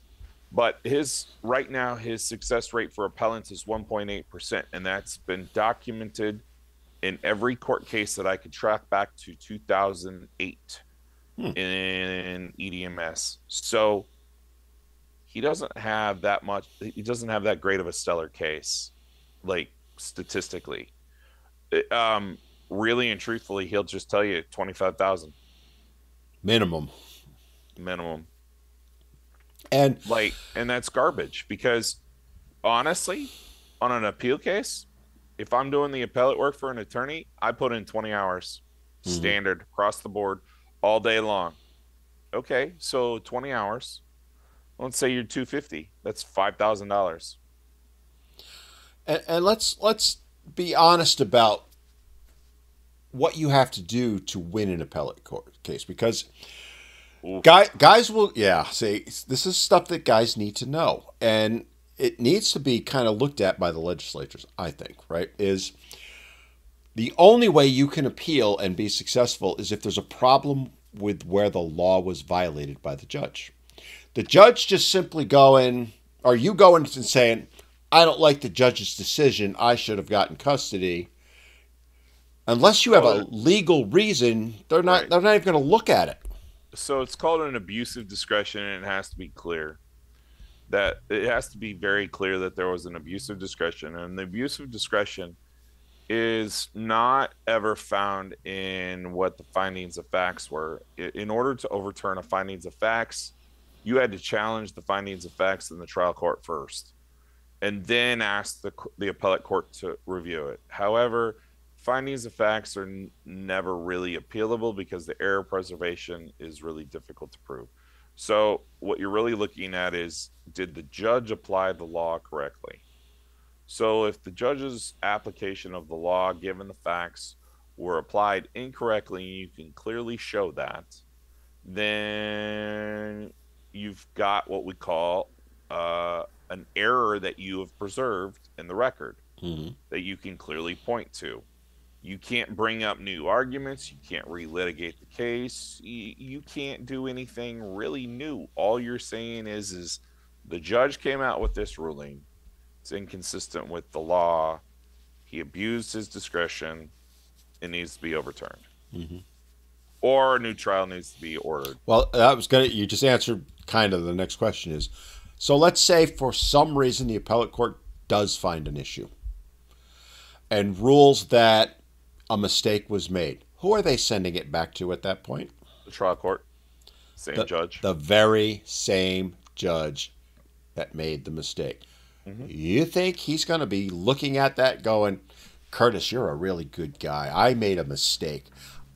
I'm going to make sure it's fair this time. No, they're human. They're going to say you're an asshole. They're going to go, punish you. I'm going to find a way to punish you for it. You better believe it. So that's why when I talk to guys, because I hear all the time, I help guys that are dealing with family court. Probably a third to half, somewhere in there, think that they should go and appeal. And I have this conversation with them going, tell me exactly where in the law the judge violated it. And inevitably they go, well, he just didn't give me custody, or some variation of that. That's not a violation of the law. Yeah, especially if it's based on the findings of fact. Right. So then it's going to go, let's say there is one. It's going to go to the appellate court. They may or may not look at it. That's a battle in and of itself. If they do look at it, you've got to present the case like you talked about.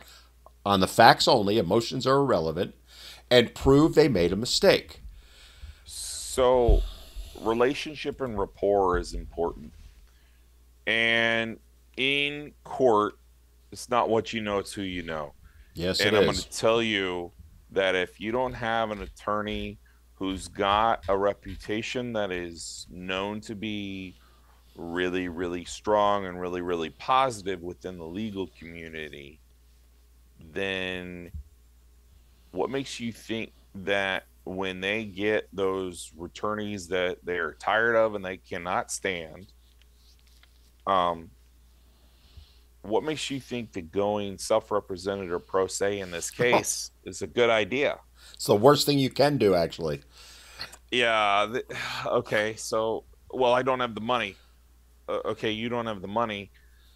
Like, I, I guess it's one of those facts or factors you have to consider. Of, well, in Iowa we have a can deposit, so go pick up pop cans, go pick up pop bottles. Yeah. Um, do odds and ends, drive little old ladies, drive Uber, do something, because guess what?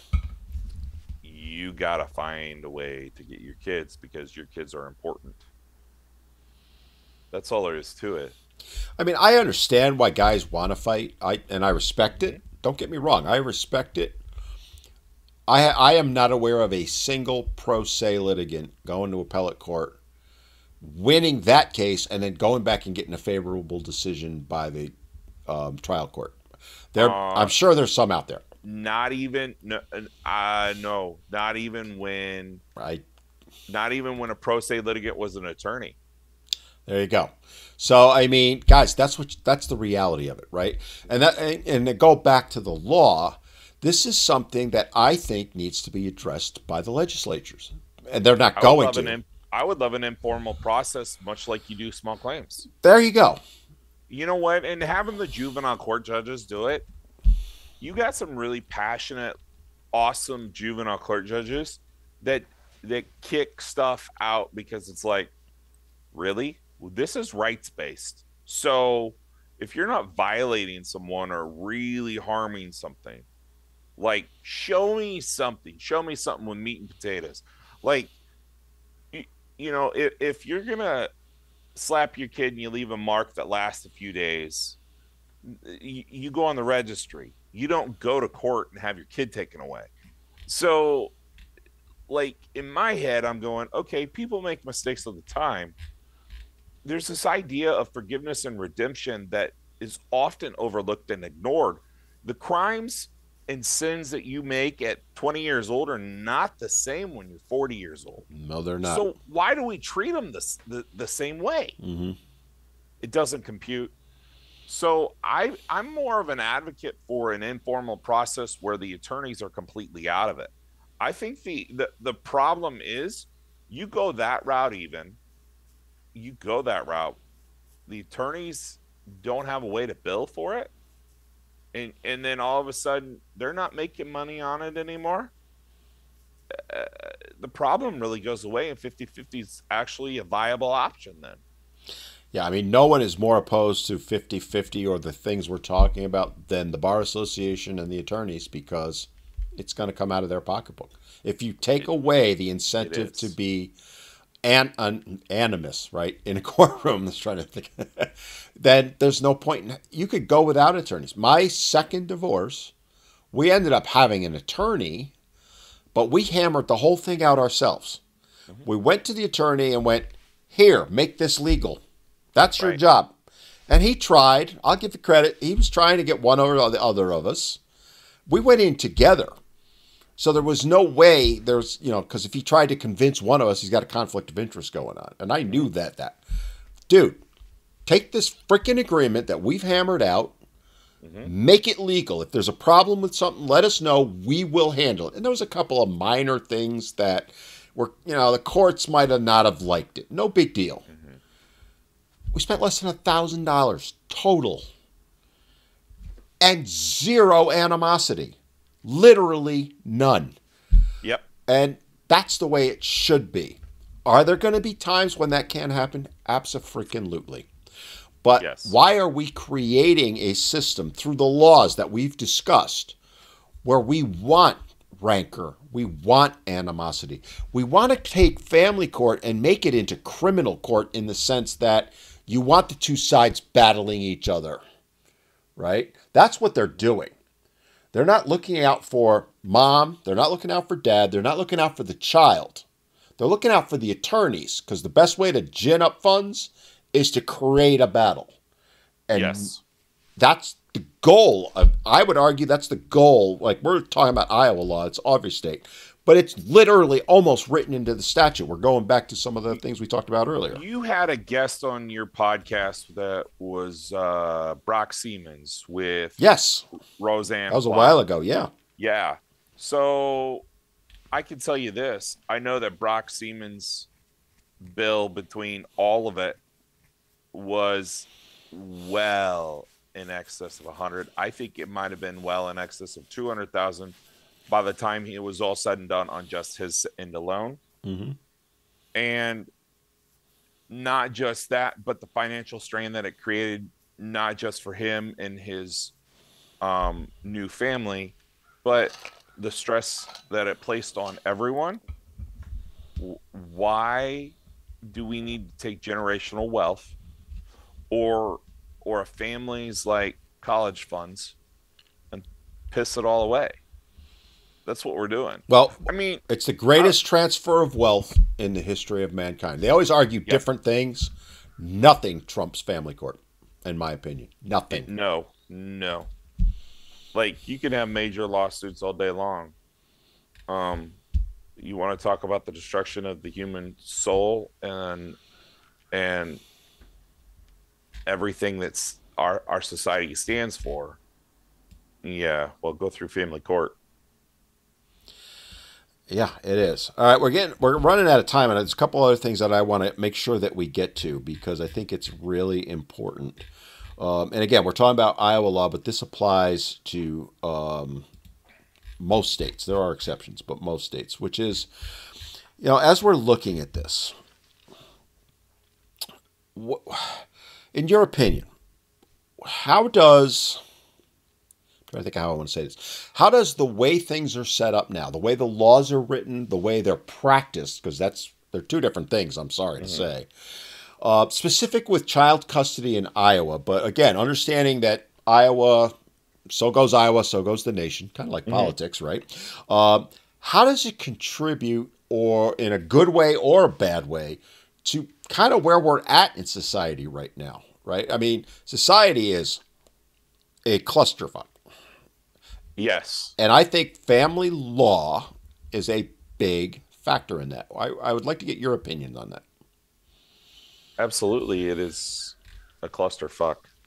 It's one of those things where our society is the way it is because we have incentivized divorce financially for a woman to capitalize on it using their children as the means. Mm-hmm. Statistically speaking, in every divorce I've ever had my hand in, a man consistently every single time has always, generally speaking, they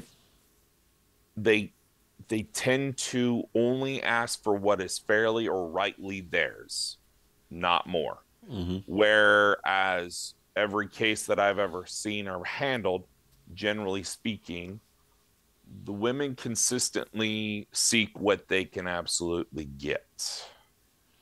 So there's this, it's kind of like this disparity in attitude. The difference in attitude is really where it creates these interesting dynamics, because if you're going in and you can take the farm, you're going to take the farm. You won't even have any qualms about it, whether it's wrong, right, edifying, not edifying, morally right, ethically right, it doesn't matter. Mm-hmm. What you think you can get, you're going to go for. Well, in the military, in the army, we had this definition for integrity, and that was do what's right legally and morally. Well, when the two didn't marry up, my philosophy was always to defer to the moral, what was morally right. So I would often run the risk of violating what was legally right in the spirit of doing what was morally right. And that in itself can create a qualm or a quandary. The problem is when we have kids go with mom all the time, well, who's going to teach boy how to be a man? Um who's going to teach daughter how to what to look for in a good man as far as a mate goes? Who's going to reinforce these ideas and set these boundaries and often hit both with tough love? And you know, moms are great at nurturing, moms are great at providing lots of empathy, moms even provide sympathy, but dads have this unique ability to set the boundaries and hold to them and provide consistency, and they're the ones that are kind of the reality dealers that say, hey, you know what, in the real world it's going to hit you hard and fast and you're going to get knocked on your ass. Well, I mean, Warren Farrell talks about that a lot in his Mm-hmm. books, right? Right. There are benefits that moms provide. There are benefits that dads provide. Correct. The child benefits the most when he has access, he or she has access to both. And, you know, as Warren has talked about far more eloquently than I ever can, when we've created a paradigm where we've eliminated dad, no mom can do what dad can any more than dad can do what mom can. No. You can do your best. You can be the most wonderful mom or dad.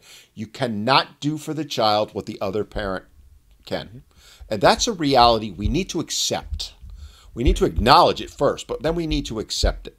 And that's why it is in the best, you know, their favorite phrase, the one I hate more than anything else, the best interest of the child, to ensure that the child gets as much time as close to equal as you can, because there are times you can't make it exactly equal. In fact, I'd argue most of the time you can't, but you can come damn close. That's how you're going to take a child of divorce and do the best for them. Give them the best chance they can have, as opposed to, you know, basically saying one parent's going to get 100% custody and we'll come in from that. You know, because the paradigm as it's written in Iowa law right now basically is we're going to grant full custody to another one and then come in from that. It might be joint custody or something like that. Right.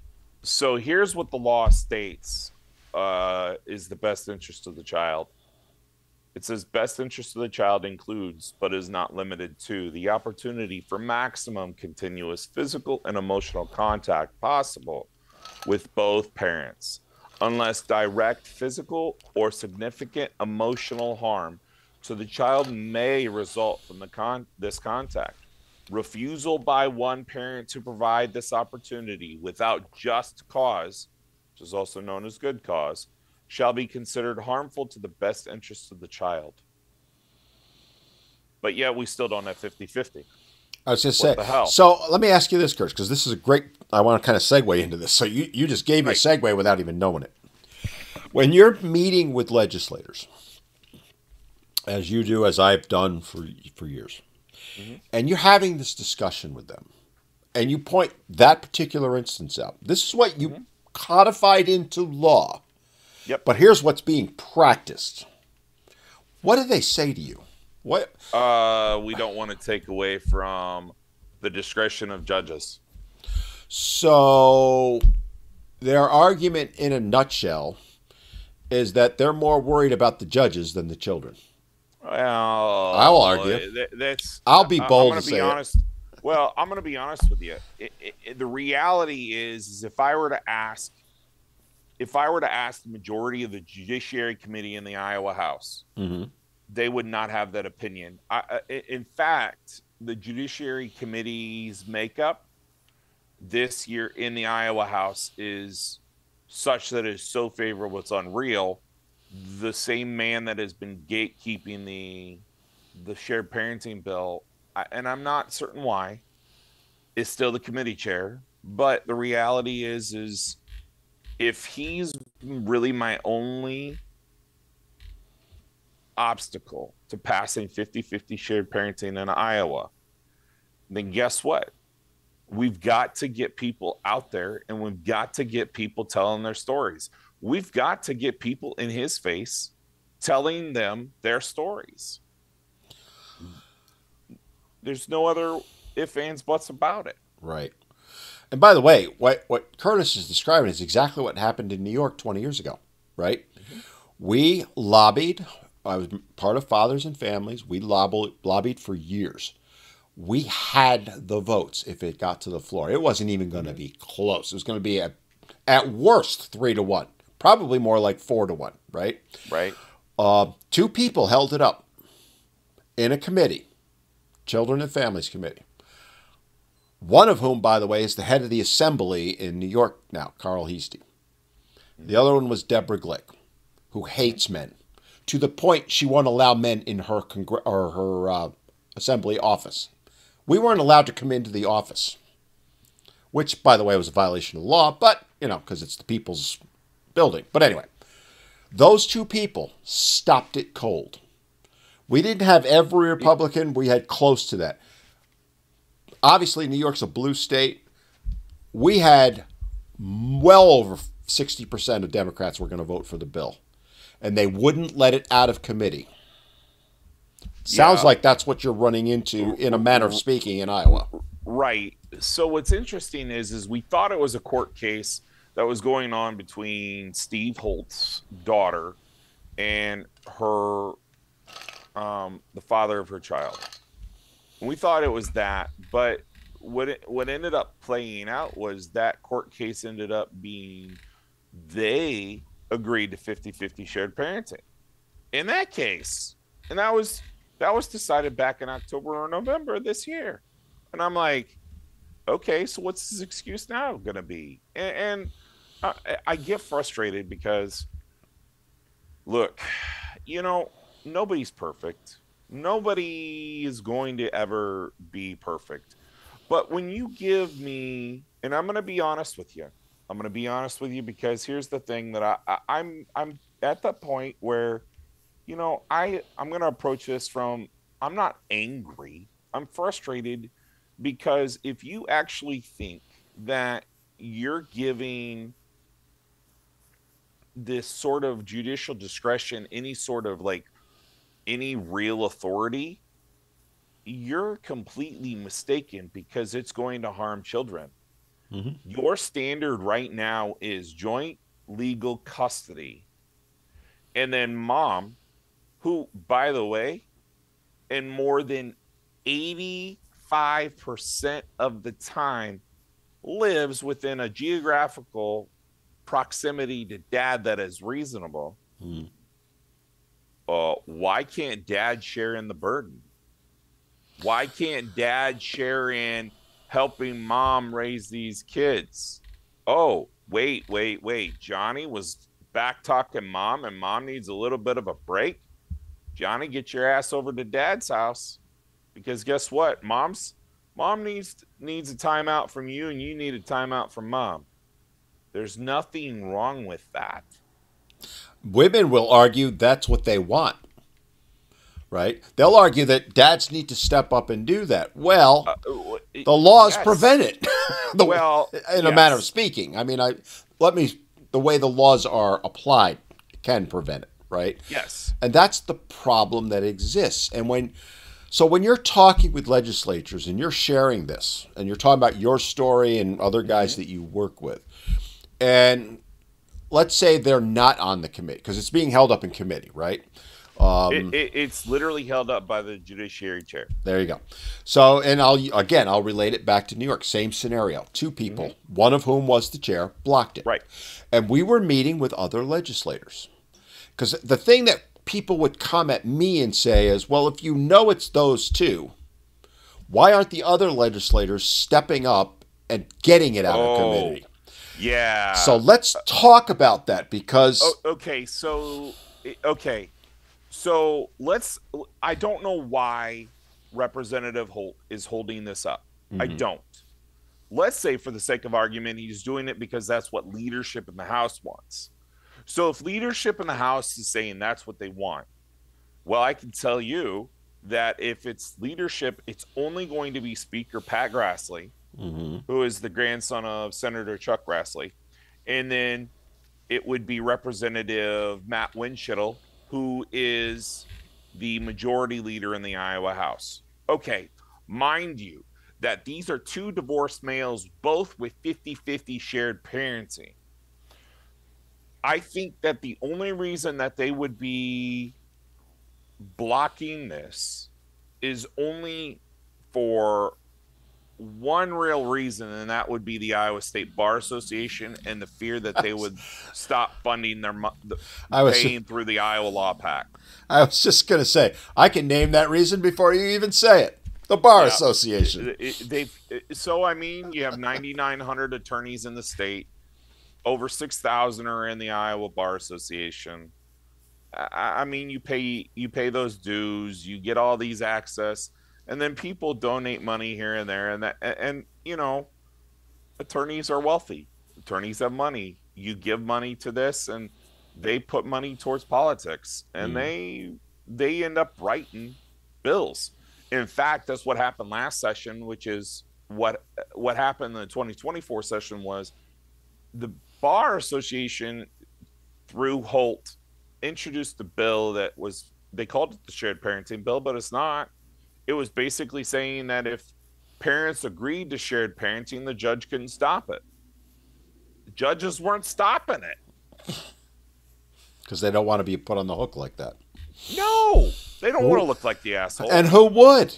No, but it kind of goes back to this idea of I don't know why the House leadership would be stopping it, because and why would he carry water for the House leadership is beyond me.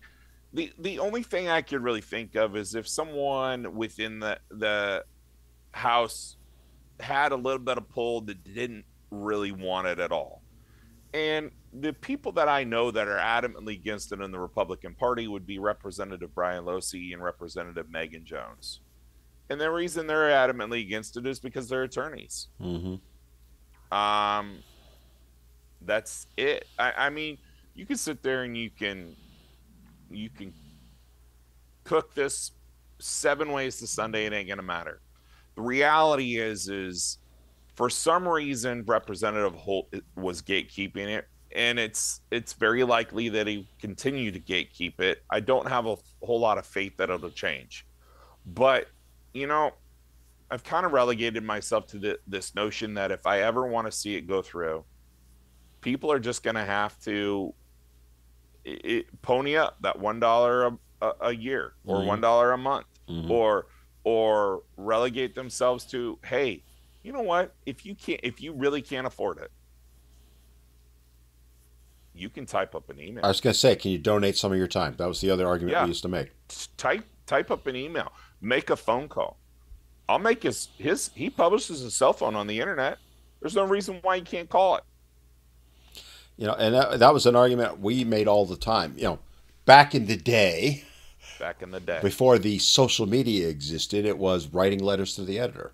So we would say to guys, if you can't afford to give us a few dollars, okay, totally understand and respect that. Do us a favor, write a letter to the editor. We'd even give them the template. Here's the bullet points. Go write it based on this, right? Yep.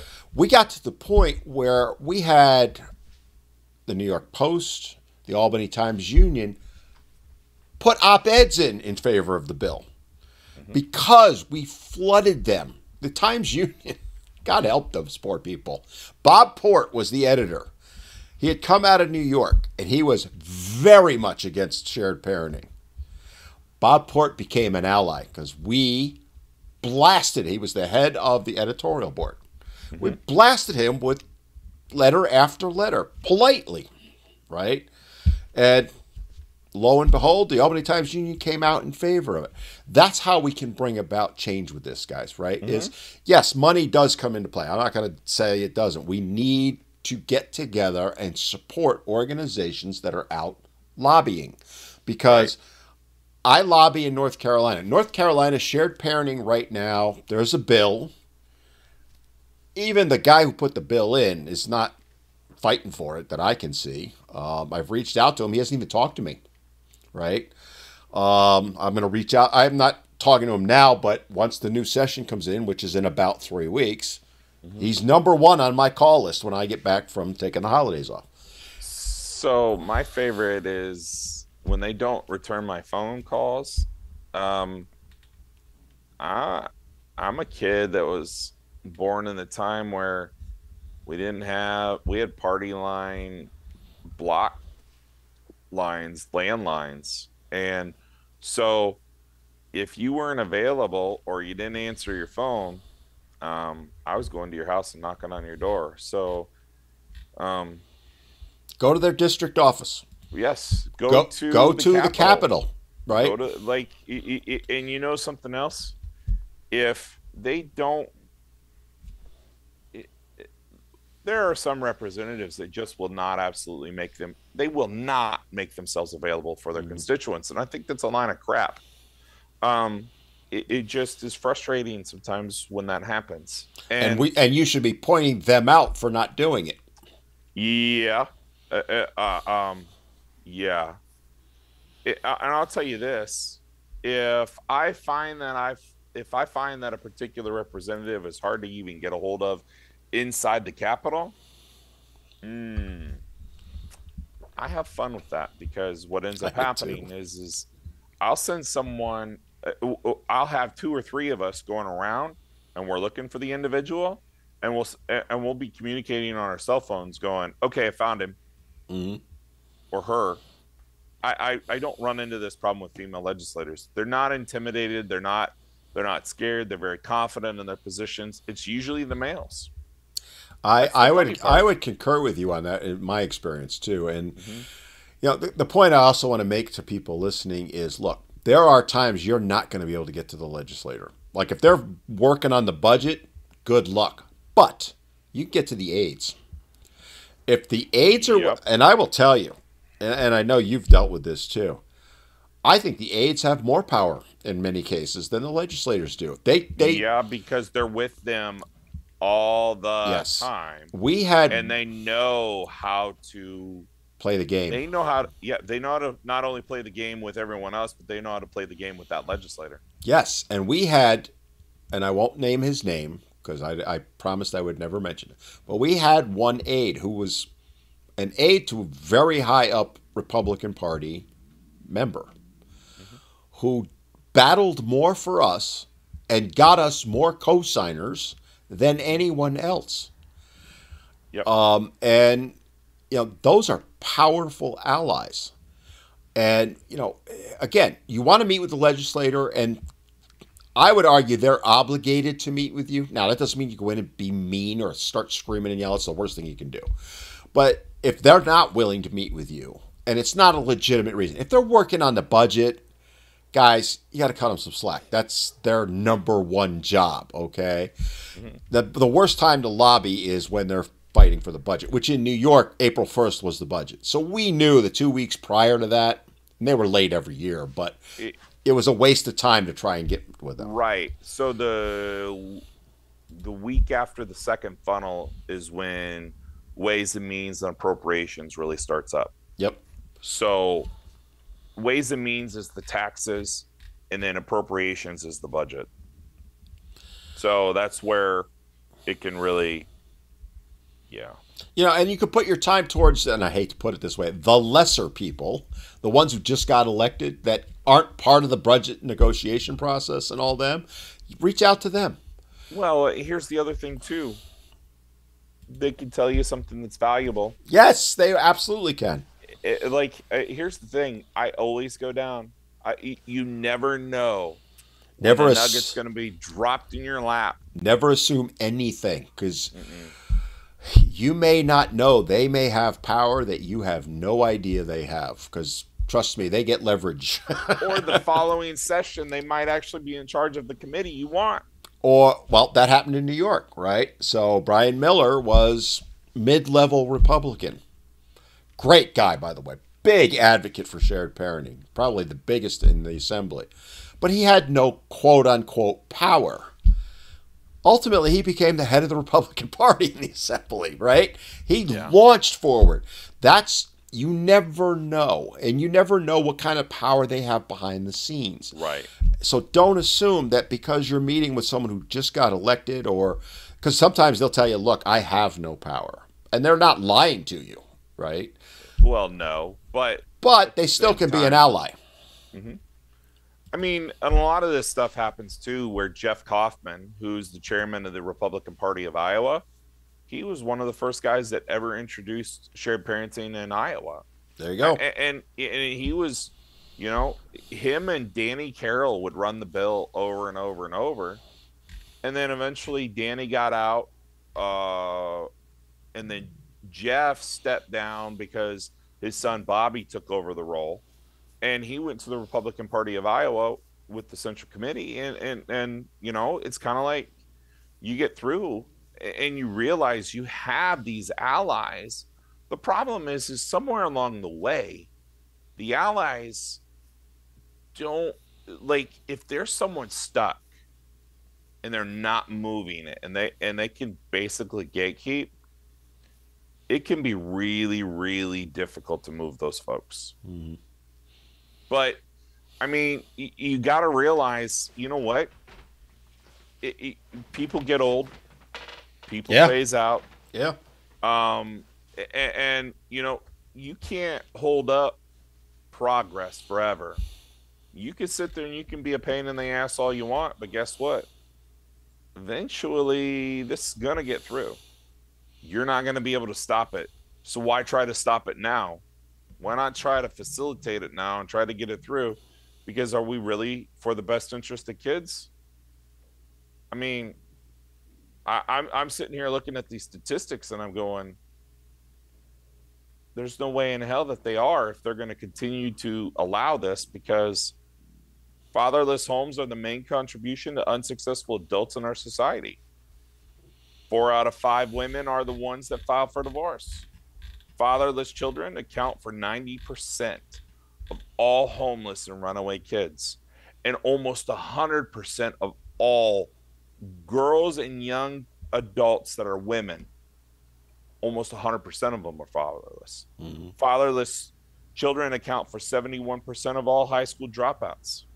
Fatherless children account for 63% of all youth suicides. Um, it just goes on and on. Yeah, and it's without question. I mean, that data has been researched. Like I've mentioned Warren Farrell earlier, he did an entire book on, multiple books on it. There are many others that have done books on it. And if you go and read them and take off your blinders, because I've had people who are opposed to shared parenting read Warren's book in particular. And it, because he doesn't come at it from a political perspective. It's literally right down the middle, right? Right. He just presents data and the results of that data and the causes and effects and blah, blah, blah. That's all it is. And when you have those discussions and you see it, that's how you turn people. And that's what we need to do, because Yes. you talk about those statistics and we look at society where it is now, and any reasonable person right now, you cannot look at society and say it's working, because it's not. So, and to that end, I'm not trying to deteriorate the role of the mother, because No. and the statistics prove that the mothers play a key role. And here's the interesting part. So let's talk about the rate of success who become adults as it relates to childhood, with the metrics measuring the following: one, having a successful career, not in financial trouble, not necessarily rich; two, no major mental health issues, and 3, no real criminal issues, excluding traffic tickets and simple misdemeanors. Okay, so in order to meet those metrics, a nuclear intact family does it 93% of the time. Mm-hmm. Single mother households do it 14% of the time, or single father households do it 92% of the time. Okay, but here's the interesting kicker. That's only one generation. So what you have to look at is the generations as they go on. What the statistics say about single father households that are negative, they have a hard time having successful relationships that are romantic in nature. Almost 2 to 1 have a higher divorce rate than those who came from a nuclear intact family. We still need that mother. Absolutely, we need the do. mother very involved, because Without she question. is nurturing and has the ability to impart this ability to have empathy, even to men. Yep. Absolutely. And that's a point that gets lost in the shuffle time and again. Correct. The majority. Even our own members of our lobby, Yes. our movement do it. The They hook their hat on that 92%, but then they forget the rest of the statistic where it's like, you need mom. I mean, the overwhelming majority of people that are advocating for shared parenting, the argument is we want both parents as close to equally involved as possible. Those that are opposing it want one parent to have total control. That's in a nutshell what it comes down to. That's it. I'll tell you this. I could not handle all 4 of my boys by myself all the time. Nope. You'd lose your sanity. And that's I'll tell you what. Me, that oldest, and me, that second oldest, might be going fist to cuff. Well, that's it. That's what dads and sons do. I mean, that's the nature of the beast. But, I mean, come on. That having mom there and dad there together, I can handle my kids for a week at a time. Well, the other argument I would argue, I'm going to use your son analogy, but the worst time for a mother and daughter is when the daughter turns about 13. They go to war. It's not every case, but the overwhelming majority. And the one person that can help mom the best is dad. Because he's going to tell that daughter, cut your shit, okay? Respect your mother. And that happens in divorce cases. But yet, we lose sight of all of that. It's so focused on stuff that really doesn't matter that much when it comes to the best thing for the child, the quote-unquote best interest of the child. We're so worried about nitpicking dollars and cents of, well, you got to make sure the kid has the exact same lifestyle they had when they were married. That's not even remotely close to realistic. But when you look at all the data that you quoted, when you look at society right now, because we're basically 2, almost 3 generations into this paradigm, it is a dismal, complete, and utter failure. And any person who says it's not does not know what they're talking about. I'm sorry. And we need to basically say, all right, the kids matter. Society matters. If we want society to maintain, we need to fix this. And this is a huge elephant. It's not just shared parenting. There are other things that need to be addressed. If you were to look at this from the left's point of view, the left, they talk about single father households or the single mother households. They talk about minorities being afflicted the worst. Okay. Well, black in particular is without question. Blacks in particular. But, okay. You know what you did? You basically incentivized the idea of the father leaving the home with the Greater Societies Initiative in 1964. Well, in order for their family to get welfare that they desperately needed in a economic time where it was really, really rough because Vietnam hadn't really kicked off just yet. Well, guess what? Those fathers chose to sacrifice themselves to save their families. And then the unintended consequence was you just basically 3 going on 4 generations of African Americans that have been negatively afflicted to the point where they make memes and reels about them not having their fathers present. And it's so disheartening and Oh, disappointing. it's heartbreaking. Absolutely. You know what? That's the reason why I think that not only should we have 50-50 shared parenting, but I think we need to have mandatory paternity testing. Well, that's a whole other, Hands down. hands down, no question. And you know, again, we're two old white guys. If you don't have to listen to us, I mean, go listen to the prior podcast I did a few weeks back with Theo from the Black Manosphere, where he talked directly about this and the effect it had on the black community, the effect it's having on the Hispanic community. You know, it's Yes.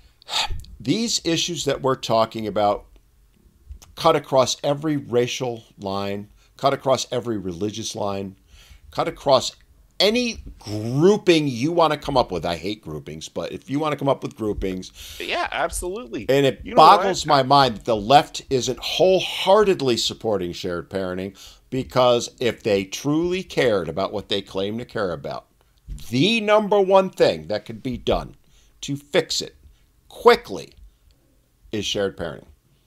Yep. And then when you compare and contrast it with the rights views, so the rights they don't want anything to do with kids transitioning genders.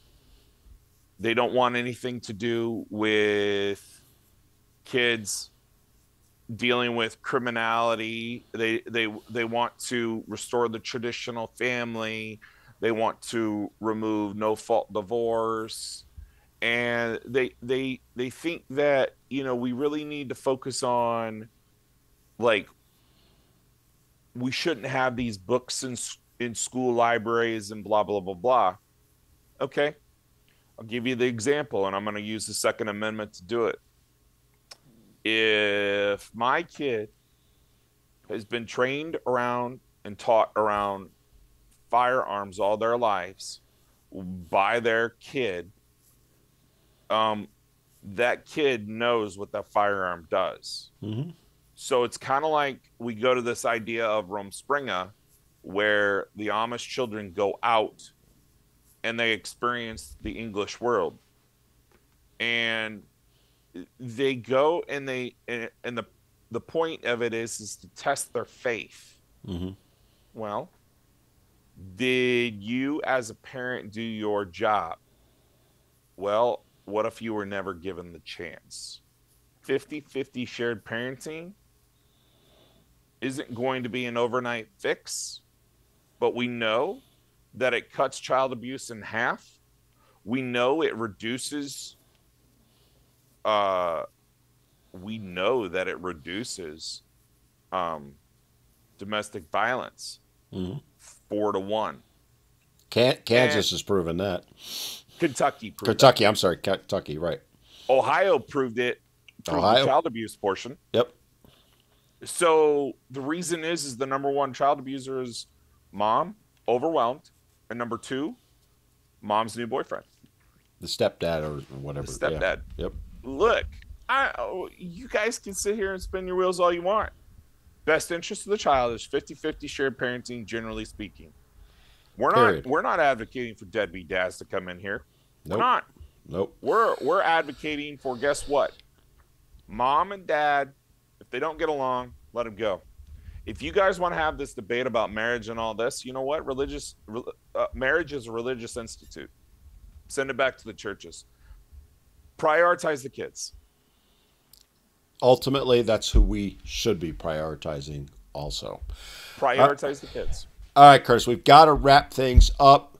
So, again, we're talking about Iowa, but I would argue everything we've said applies in almost every single state.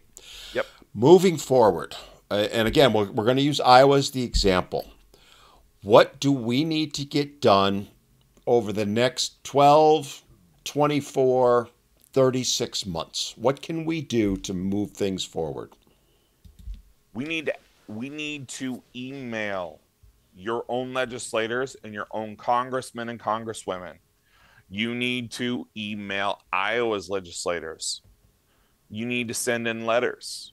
You know what? Their home addresses are available online. Find them online and email them or mail them snail mail at home.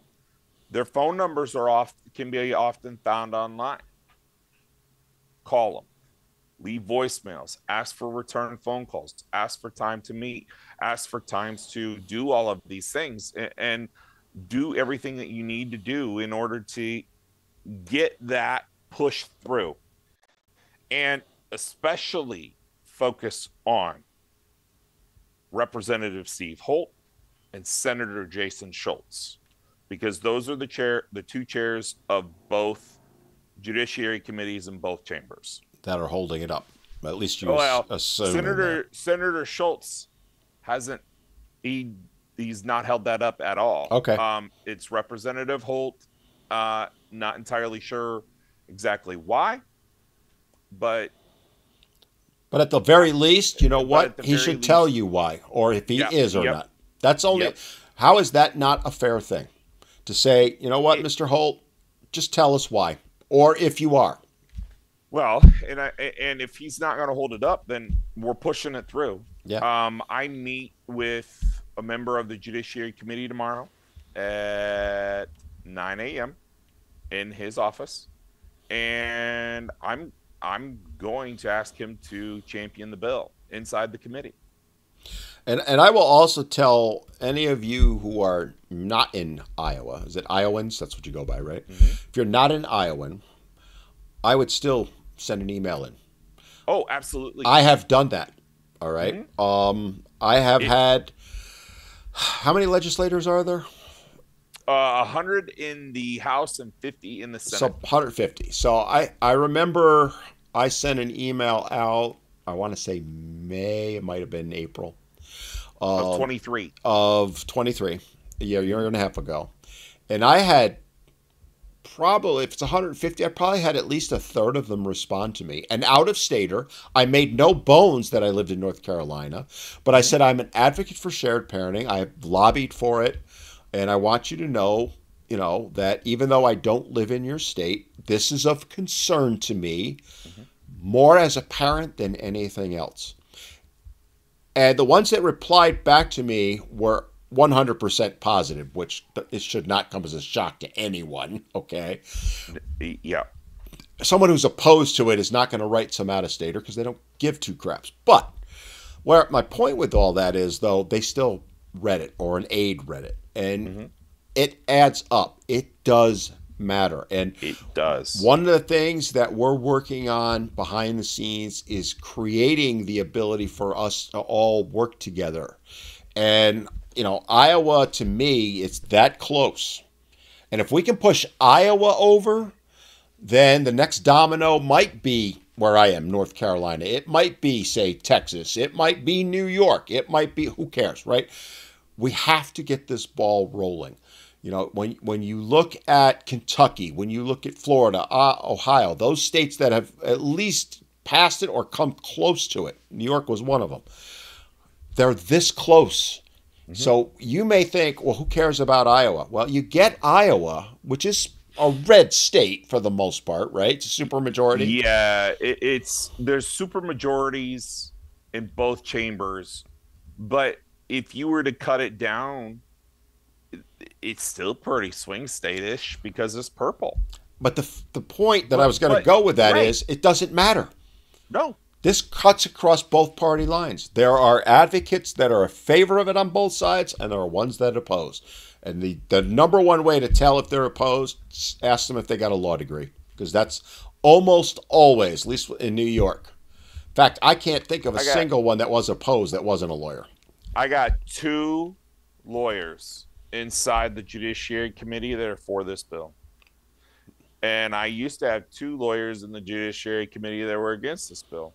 But I now have only 1 lawyer in the Judiciary Committee that is against this bill. And I don't know where the new addition sits.